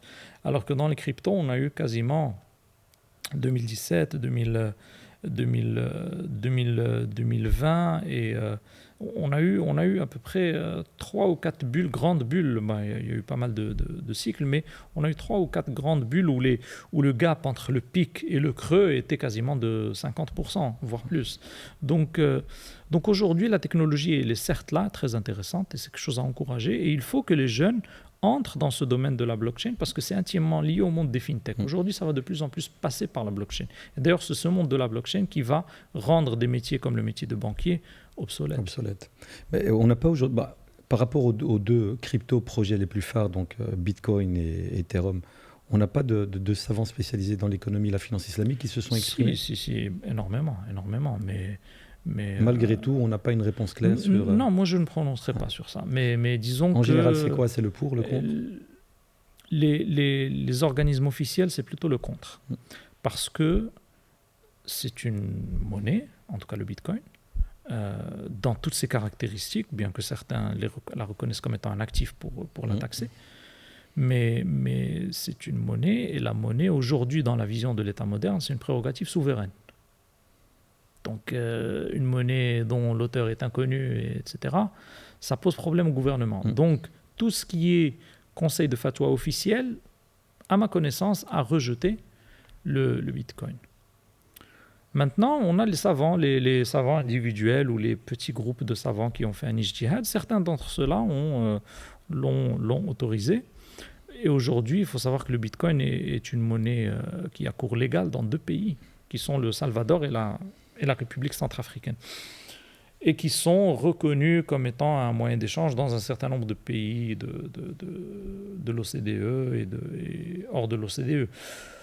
Donc aujourd'hui, même l'argument que ce n'est pas une monnaie, il n'est plus que c'est une monnaie. Trop valable, vu que c'est une monnaie reconnue officiellement. Donc c'est quelque chose qui... la seule chose que je dirais, c'est que c'est un monde dans lequel il faut faire attention. Il faut faire attention. Il faut revenir aux savants en qui on a confiance et prendre son avis. Mais dans tous les cas, Sidi Mohamed, et ça c'est un message à nos frères et sœurs, le public, que le Majma' al-Fiqhi n'est pas encore répondu. Ils l'ont étudié en 2019 et ils ont reporté. Ne dédouane pas les possesseurs de Bitcoin de devoir payer leurs zakat. Bien entendu. Voilà, qu'on soit bien clair, parce que je l'ai entendu, je l'ai lu, certaines personnes qui me disaient, mais tant qu'on n'a pas une position claire par rapport au Bitcoin, est-ce que je dois payer ma zakat dessus ou pas? Non, ça rentre dans le calcul de l'assiette de la zakat. Bien sûr. Barakallahu fikoum. C'est Mohamed, à côté du Bitcoin, on a aussi d'autres concepts qui est souvent réapparu, c'est le fameux dropshipping. Les personnes qui voudraient investir dans le dropshipping, est-ce que tu peux nous expliquer ce que c'est que le dropshipping, Assez Mohamed? Le dropshipping ou bien le commerce électronique en général, c'est tout simplement le commerce en mode 2.0. Donc si les règles du commerce sont acceptées, c'est accepté. Si ça ne sont pas acceptées, ne sont pas acceptées. Le dropshipping en général, ça consiste à lister sur son site web des produits qu'on a identifiés dans un autre site web. Et quand la commande est passée chez nous, on va faire la commande ailleurs. De cette manière-là, si le produit n'obéit pas aux règles du salam, c'est interdit. Parce qu'on est dans bay' ma laysa indak. Maintenant, tout comme le renting, etc., on peut arrondir les angles. On peut trouver une manière corrigée. Donc, si l'objet correspond aux règles du salam, et là j'encourage les gens à faire leurs recherches un petit peu, il faut que les gens essaient de rechercher. Ils bougent un peu. On ne donne pas toujours toutes les réponses comme ça, faciles. Parce que avant, les savants, ils voyageaient 1 mois pour un hadith. Aujourd'hui, tu as le Maktab al-Shamila, tu as tous les ouvrages des savants qui lisent. Donc, les gens intéressés par le e-commerce doivent aller faire des recherches sur la transaction qu'on appelle bay' salam. Il a des conditions, il a des règles, il a des choses qui le permettent, des choses qui ne le permettent pas, etc. Révisez bay' salam. Si le produit, l'objet répond aux règles de bay' salam, dans ce cas, vous pouvez faire le fait de le vendre puis d'aller l'acheter ailleurs. Sinon, eh bien, il faut passer par ce qu'on appelle l'affiliation. Elle a plusieurs formes, mais le contrat de wakala, c'est-à-dire vous entrez en contact avec un fournisseur dans un autre pays et vous traitez avec lui, il vous donne une sorte de mandat pour vendre son produit et il vous dit « Ok, vendez-le à tel prix et prenez par exemple 50% de commission ou 20%, etc. » et mes stocks, ils sont de telle et telle quantité, et je vous enverrai une mise à jour de mes stocks, ou bien vous avez accès à mes stocks de manière en temps réel. Ça, c'est une sorte de mandat. C'est comme quelqu'un qui a une entreprise et qui embauche un commercial en freelance et qui lui dit, écoute, va vendre par exemple mes PC, et pour chaque PC vendu, tu as 100 €. Un commercial. C'est ça. Donc justement, je vais te poser la question, je vais te la dire comme elle a été envoyée, parce qu'elle répond, elle est vraiment comme tu l'as expliqué, c'est Mohamed. Donc la personne dit, est-ce que cette forme de dropshipping est l'équivalent de Salam? Il met comme quoi il décrit... il veut la réponse. Ouais, il veut la réponse. Il met comme quoi il décrit de manière détaillée le produit. Donc, ce n'est pas le produit qui est vendu, mais c'est la description qui est vendue. Il met que le paiement se fait avant l'achat. Et il stipule qu'il y a 3 points dans le contrat. Non, pas avant l'achat. Le paiement se fait lors de l'achat. Lors de l'achat. Okay. Ouais, non, avant la livraison, je voulais dire. Le paiement total. Voilà. Et il explique, il dit que ce sera livré au plus tard, la date maximum où le bien devra être livré, que le produit, il s'engage à ce que le produit soit conforme à ce qui est décrit. Et enfin, il stipule qu'il ne possède pas le stock, mais qu'il a un gérant de stock à l'étranger qui lui ramène en temps et en heure l'état du stock. Est-ce qu'on considère que c'est du dropshipping? Si le produit est en stock, ce n'est pas du dropshipping. Ça, c'est Bay'ul Ayn al-Ghaiba, c'est différent. Parce que Bay'ul Salam, c'est un produit qu'on n'a pas. Non, en stock chez le fournisseur. Donc là, s'il est en stock chez le fournisseur, donc il est propriété du fournisseur. Non. Okay. Donc s'il est propriété du fournisseur, là on est en... oui, c'est une forme de dropshipping, voilà, parce que le concept de dropshipping, on peut y mettre ce qu'on veut. Non. Mais moi, ce qui m'intéresse, c'est le concept jurisprudentiel. Là, on est dans Bay'ul Ayn al-Ghaiba. C'est le majhoul? Non. On vend un objet, mais qui n'est pas là, qui n'est pas présent et qu'on ne peut pas voir tout de suite là, mais il est ailleurs. Il est disponible. C'est ça, exactement. Et ça a des conditions. Vous pouvez chercher, encore une fois, il faut leur donner un petit peu de... Il faut que les gens... C'est Abdelkarim, tu dois chercher. Voilà ce que dit Sidi Mohamed. Bay'ul Ayn al-Ghaiba. Et donc, vous cherchez ce concept et vous avez des règles très très simples, qui ne sont pas très nombreuses d'ailleurs, ça tient en moins d'une demi-page, qui vous permettent de voir que ce bay est possible. Donc vous avez une wakala avec le gérant, c'est le gérant de stock qui vous donne une wakala, et vous avez une commission. Donc voilà. Très bien. Et la deuxième question, c'est Mohamed, par rapport à cette wakala justement, donc lui vend un bien qui ne lui appartient pas sur son propre site, mais il se permet, selon la demande et l'offre, d'augmenter le prix, de diminuer le prix. Aucun souci? Le prix, c'est une liberté du vendeur. Mais attention, le prix ne doit pas être un rabn.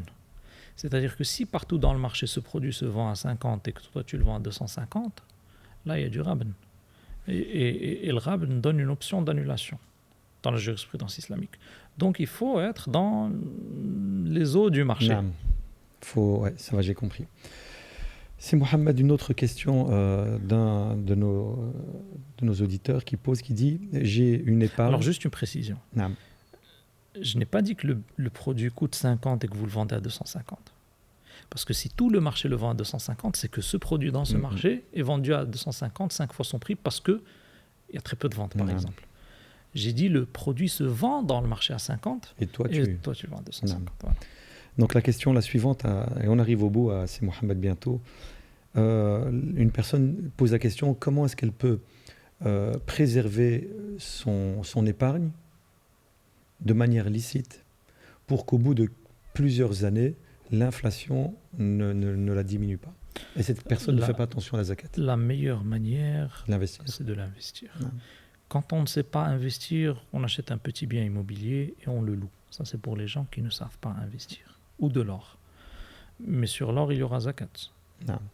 Et donc, de toute façon, la zakat, c'est ce qu'il y a de mieux pour vous parce que vous épargnez pour l'au-delà. Et donc l'or ou l'immobilier, mais après, le mieux, c'est de l'investir, de l'investir avec diversification. Par exemple, vous avez 100 000 €, investir avec 4, 5 personnes, 6 personnes différentes dans des projets qu'ils ont, des jeunes, etc. Business Angel, il y a même des associations de Business Angel, etc. Mais vous exigez que le jeune investisseur avec qui vous allez investir ne prenne pas d'intérêt et ne donne pas d'intérêt. Okay. Et qu'il respecte la charia dans cette transaction. Et voilà, tout simplement, donc pour investir, ou bien du crowdfunding immobilier charia compliant, ça se fait beaucoup. Et donc, oui, parce que Le problème, c'est que l'une des causes qui fait que l'immobilier prend de la valeur, c'est que les gens, au lieu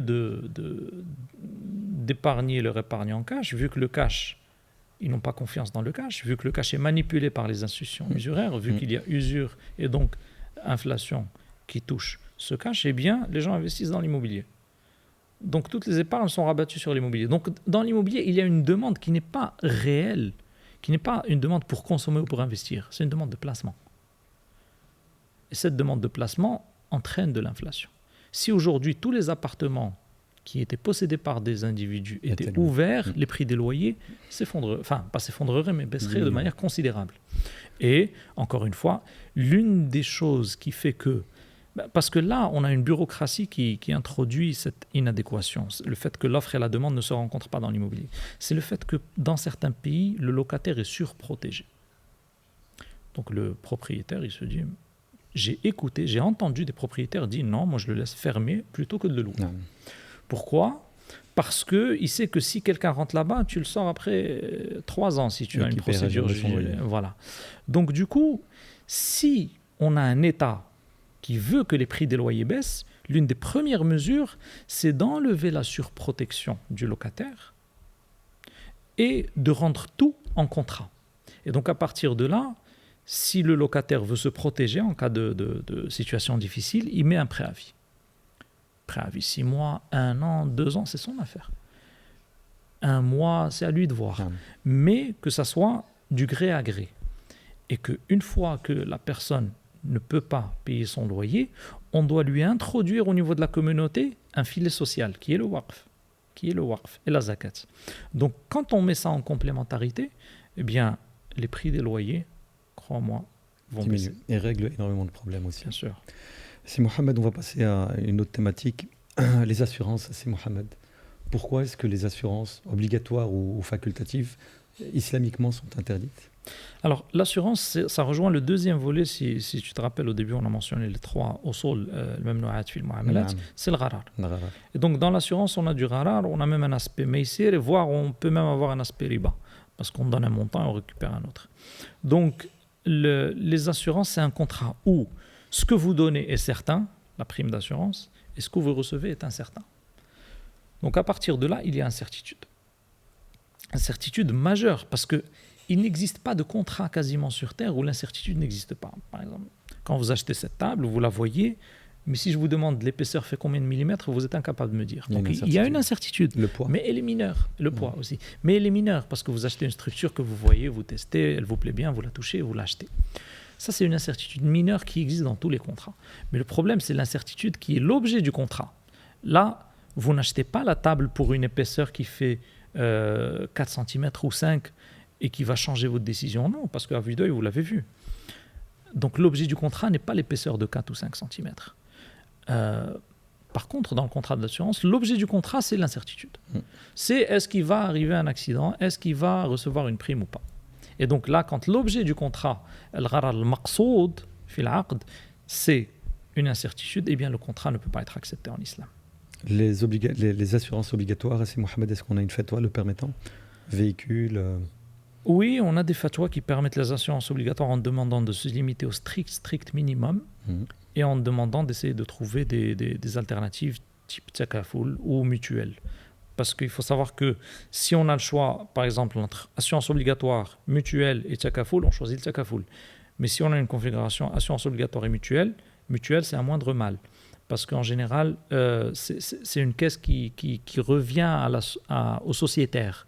Donc, ce n'est pas un contrat de vente, c'est un contrat d'entraide. Donc, on est à mi-chemin entre l'assurance interdite et le takaful. Et donc, si on a des mutuelles qui permettent de couvrir le véhicule, etc., pour l'obligatoire, eh bien, il vaut mieux opter pour les mutuelles. Et l'assurance takaful fonctionne comment ? Takaful, tout simplement, la différence avec la mutuelle, c'est que les fonds ne sont investis que de manière conforme à la charia et on veille à ce qu'il y ait une stricte séparation entre la propriété de la société gestionnaire et le fonds qui appartient aux cotisants, qui revient aux cotisants de facto. Et qui est redistribué aux cotisants. S'il n'y a pas d'incitant, bien entendu, ou qu'il leur est reporté par une avance sur la prime de l'année d'après. Ok, barakallahu fik Sidi Mohamed, une question qui apparaît encore beaucoup, le fait de travailler dans des banques usuraires ou dans des sociétés qui ont pour objectif premier l'assurance? On en avait parlé. L'imam Malik a été très clair sur ça, le fait de faire une ijara dont l'objet c'est d'aider à quelque chose qui est illicite, par exemple pour construire un bâtiment illicite ou bien pour travailler dans une banque, etc. Si c'est une banque usuraire, bien sûr ce n'est pas permis sur la base du verset. Donc il ne faut pas s'entraider. Et d'ailleurs dans le concept de riba, on voit que c'est l'écosystème qui est sanctionné.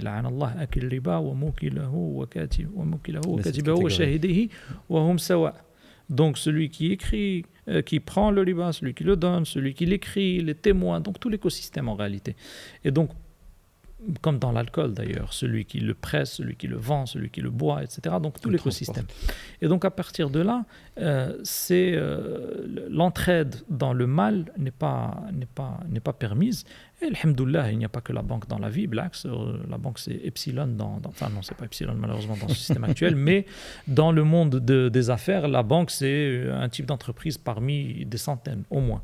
Donc bien entendu, il y a d'autres débouchés possibles qui sont beaucoup plus halal. Mais ceux qui travaillent déjà dans le milieu de la banque ou de l'assurance, quel que soit le poste. Je vais vous poser une question.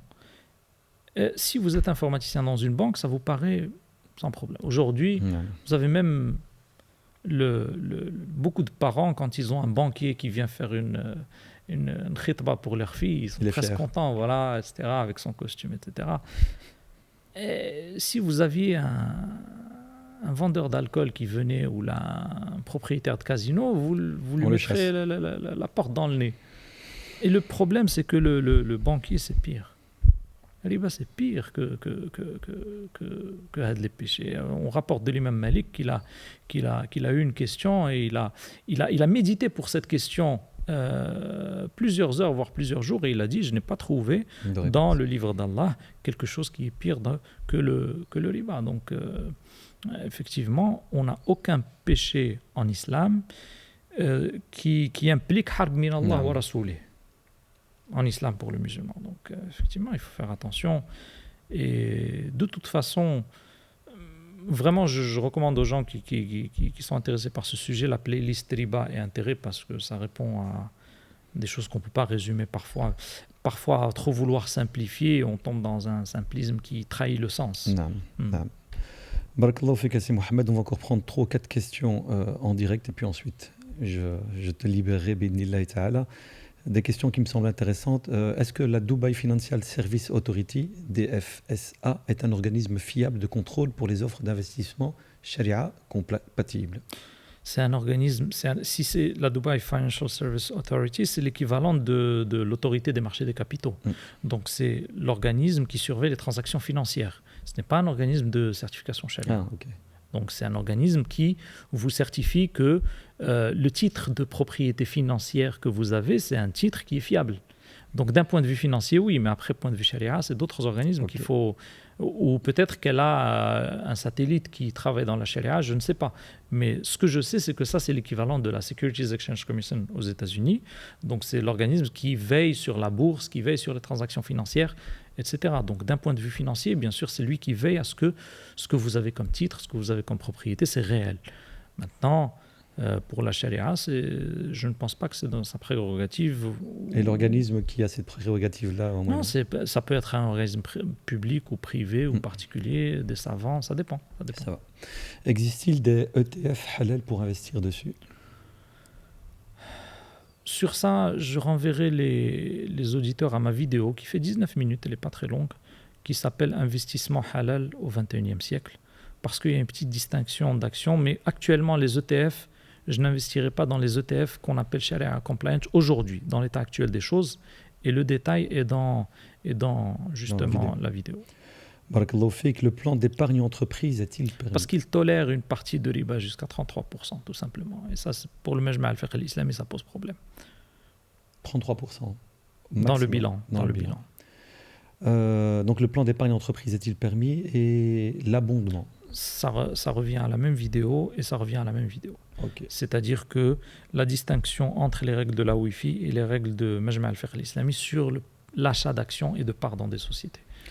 Et la règle de Majma' al-Fiqh al-Islami, c'est qu'à partir du moment où une société prend ou donne de l'intérêt, on n'est pas actionnaire. Ok. On lève le bic. C'est ça, parce que il y a une grande différence entre l'actionnaire et l'employé, par exemple. L'actionnaire, c'est en son nom que se donnent les intérêts et que se prennent les intérêts. Donc, justement, là, j'ai une question qui peut être bénéfique. J'ai une société, souhaite faire un prêt de ma société envers moi-même. Je devrais rembourser plus tard avec un taux d'intérêt. Est-ce haram, étant donné que c'est entre moi et ma société? Sur ça, je préfère ne pas me prononcer parce que c'est un sujet que j'ai discuté avec plusieurs personnes. J'attends qu'ils soient un peu plus matures dans mon esprit. Wallahu a'lam. Barakallahu fik. Et de toute façon, les questions auxquelles j'ai répondu jusqu'à aujourd'hui, enfin jusqu'à l'instant, ce sont en général des questions sur lesquelles il y a des fatwas. Moi, ce que je fais, c'est que je vous rapporte les fatwas que j'ai étudiés. Ce n'est pas un avis personnel. Mais des fatwas que tu partages ou tu ramènes juste la fatwa même si Non. Ce sont des fatwas que j'ai quand même triés. Que tu valides. Donc, ce sont des avis qui existent. Donc, ces questions-là, en général, on peut dire que pour la très grande majorité, ce sont des thèmes qui ont déjà été étudiés par les savants.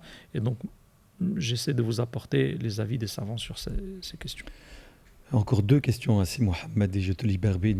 J'ai une société et nous donnons chaque mois un pourcentage supérieur à 2,5% à une œuvre caritative. Est-ce que cette aumône peut être considérée comme zakat al-mal? Pourcentage de quoi? De l'assiette de zakat? Eux donnent 2,5%. De quoi? Un montant supérieur à une œuvre. Ouais, c'est vrai qu'ils ne spécifient pas. En tout cas, si c'est à l'assiette de la zakat, l'association caritative, pas systématiquement. C'est-à-dire que la zakat doit aller aux pauvres. Elle doit aller aux pauvres. Donc si association caritative il y a, c'est juste un mandataire qui va prendre l'argent et le donner aux pauvres. Mais si un mandataire qui va creuser des puits, peindre des bâtiments, etc.,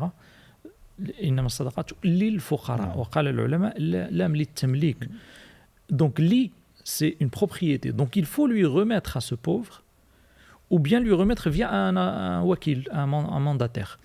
Et cette zakat doit lui parvenir. Ensuite, lui, s'il décide d'en faire une formation, de la manger, d'acheter des habits, de louer, c'est son affaire. Mais il faut lui faire parvenir cette zakat telle qu'elle est.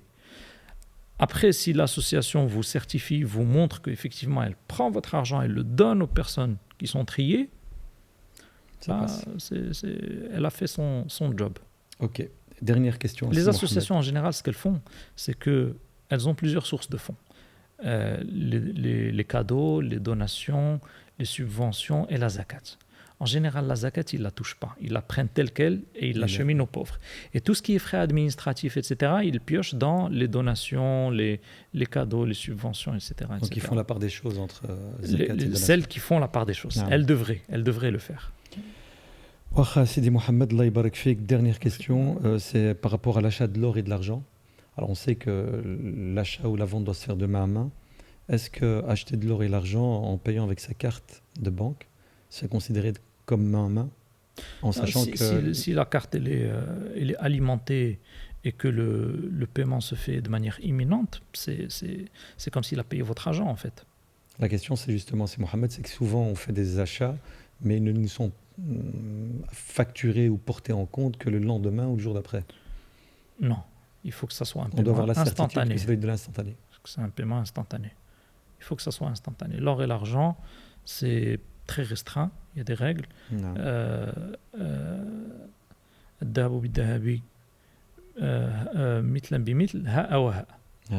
Et donc voilà. Et donc il faut... dans un hadith, on a riba illa ha'awaha. Riba illa ha'awaha. Donc si on ne fait pas de main à main, on risque de tomber dans riba nasa. Ok. Le riba de décalage. Je te donne un exemple. J'achète de l'or samedi. Je paye avec ma carte samedi. Mais la transaction ne va être validée et portée à mon compte que le lundi. Le taux a peut-être changé entre le samedi et le lundi, je pense. Alors, disons que aujourd'hui, les savants, que ce soit la Wi-Fi, Majma' al-Fiqh al-Islami, considèrent que le qaïd al-masrafi, l'inscription, c'est-à-dire le fait que l'argent est retiré de votre compte et porté même de manière non visible dans le compte du vendeur, c'est un qabd.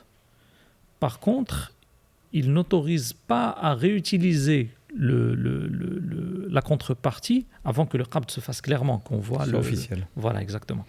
Donc, mais le mieux pour éviter ça, c'est de faire quelque chose qui est instantané. Aujourd'hui, les applications permettent des paiements instantanés, donc ce n'est plus un problème. C'était un problème quand le qaïd al-masrafi, aujourd'hui, ça va devenir quelque chose du passé. Aujourd'hui, c'est l'instantané. C'est dans la seconde près. Voilà, exactement. Barakallahu fika Sidi Mohamed, jazakallahu khaira, c'était vraiment un plaisir que de t'avoir, que de t'écouter. Bien sûr, on précise toujours Wallahu a'lam, et que nous on rapporte les avis des savants et qu'on encourage toujours les gens à faire de la recherche par rapport au sujet qui les intéresse. Justement, Sidi Mohamed, et de revenir à un savant. L'idée, c'était que tu parles directement au public en quelques secondes, comme on avait fait la fois passée, juste derrière moi, leur donner un petit conseil par rapport justement à toutes ces questions qui ont été posées, la finance, l'économie islamique. Effectivement, en tout cas, c'est une très bonne idée.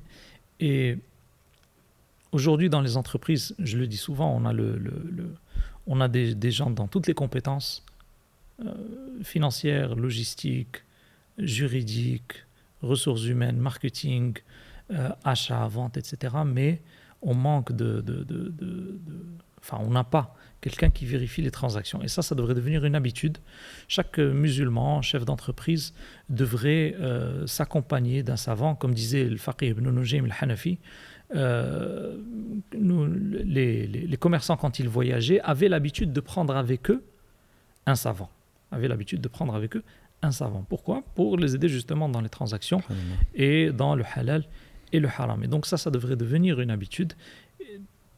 Toujours avoir dans son téléphone le numéro d'un savant, ou de 2 savants, ou de 3 savants, et de s'entourer de personnes qui sont compétentes dans ce domaine, et également se renseigner, se cultiver, apprendre soi-même dans ce domaine pour faire al-ilmu qabla al-amal. Barakallahu fika Sidi Mohamed, Allah jazik bil khir. Tu t'es présenté en début de podcast comme étant un talib al-ilm, donc un chercheur dans le domaine de l'économie et la finance islamique. En plus de cela, tu es bilingue au minimum, peut-être même trilingue. Donc tu as un apport pour nous, les musulmans européens francophones, inimaginable. J'implore Allah Azza wa Jalla de faire en sorte que ce travail de recherche, ce temps que tu sacrifies pour répondre à toutes nos questions, et qu'il soit pour toi un argument Yawm al-Qiyamah, et pour que ton passage auprès de lui se fasse de la manière la plus rapide, la plus bienveillante et la plus miséricordieuse possible. Ya Rabbil Alamin. Alors vous, cher public, je m'excuse. Vous dites Amin aussi. Amin, bien sûr. L'équipe technique, Amin, on n'a rien entendu.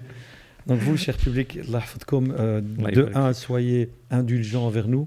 On a eu des dizaines, si pas des centaines de questions. On ne pouvait pas répondre à toutes les questions, et toutes les questions étaient aussi importantes les unes que les autres. Alors je vous renvoie vers la chaîne YouTube de Cheikh Mohamed Talal Lahlou, le docteur Mohamed Talal Lahlou, où il y a des dizaines de vidéos en langue française, et même souvent des vidéos très courtes, mais très bien expliquées, même vulgarisées, qui pourront peut-être répondre à toutes vos questions. Je vous rappelle que le Cheikh Mohamed Talal Lahlou a une conférence, et ça c'est un message pour nos amis belges, bruxellois, demain, bi'idnillahi ta'ala, à la mosquée Quba, juste après la salat de Maghrib, 19h45. Et pour nos amis français, parisiens, le docteur Mohamed Talal Lahlou sera, Inch'Allah, dimanche à la librairie El Bayina, la librairie de notre frère Thomas Sabil. Il sera là-bas à 14h, Inch'Allah, où il présentera justement ces 2 ouvrages, l'intelligence économique et la crise parfaite. Et Inch'Allah, il y aura même une petite séance de dédicace de ces livres-là. Barakallahu fikum, jazakumullahu khaira, hafidakumullahu wa ra'akum. Je m'excuse, j'avais un peu la voix enrouée, donc il y a des moments où la voix ne passait pas très très bien. Oui, encore une dernière chose, ça c'est pour les fidèles de Dar Rifton.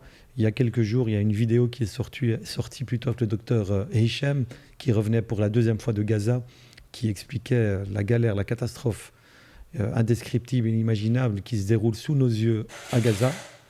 Et il y a une cagnotte qui a été lancée par Dar Rifton, entre autres, pour un achat de matériel, afin que le docteur Hicham puisse le prendre et le livrer lui-même lors de son prochain voyage à Gaza. Fabarakallahu fikum, n'hésitez pas d'aller sur la plateforme d'Arifton et de faire en sorte, Inch'Allah, d'être solidaire quant à cet appel. Il y en a plein d'autres à disponibilité. Le plus important, c'est que vous soyez tout le temps actifs pour nos frères et sœurs en Palestine. Une dernière chose, ceux qui voudraient revoir le podcast numéro 1 qui avait été tourné avec le docteur Mohamed Talal Lahlou, il est disponible sur la plateforme d'Arifton et il est même depuis quelques jours disponible sur la page YouTube du docteur Mohamed Talal Lahlou. Barakallahu fikum, jazakumullahu khaira, hafidakumullah wa ra'akum, et j'espère à très très très bientôt pour un nouvel podcast en tête à tête et pour nos fameux podcasts live. Subhana rabbika rabbil izzati amma yasifun. وسلام على المرسلين والحمد لله رب العالمين والسلام عليكم ورحمة الله وبركاته. وعليكم السلام ورحمة الله وبركاته.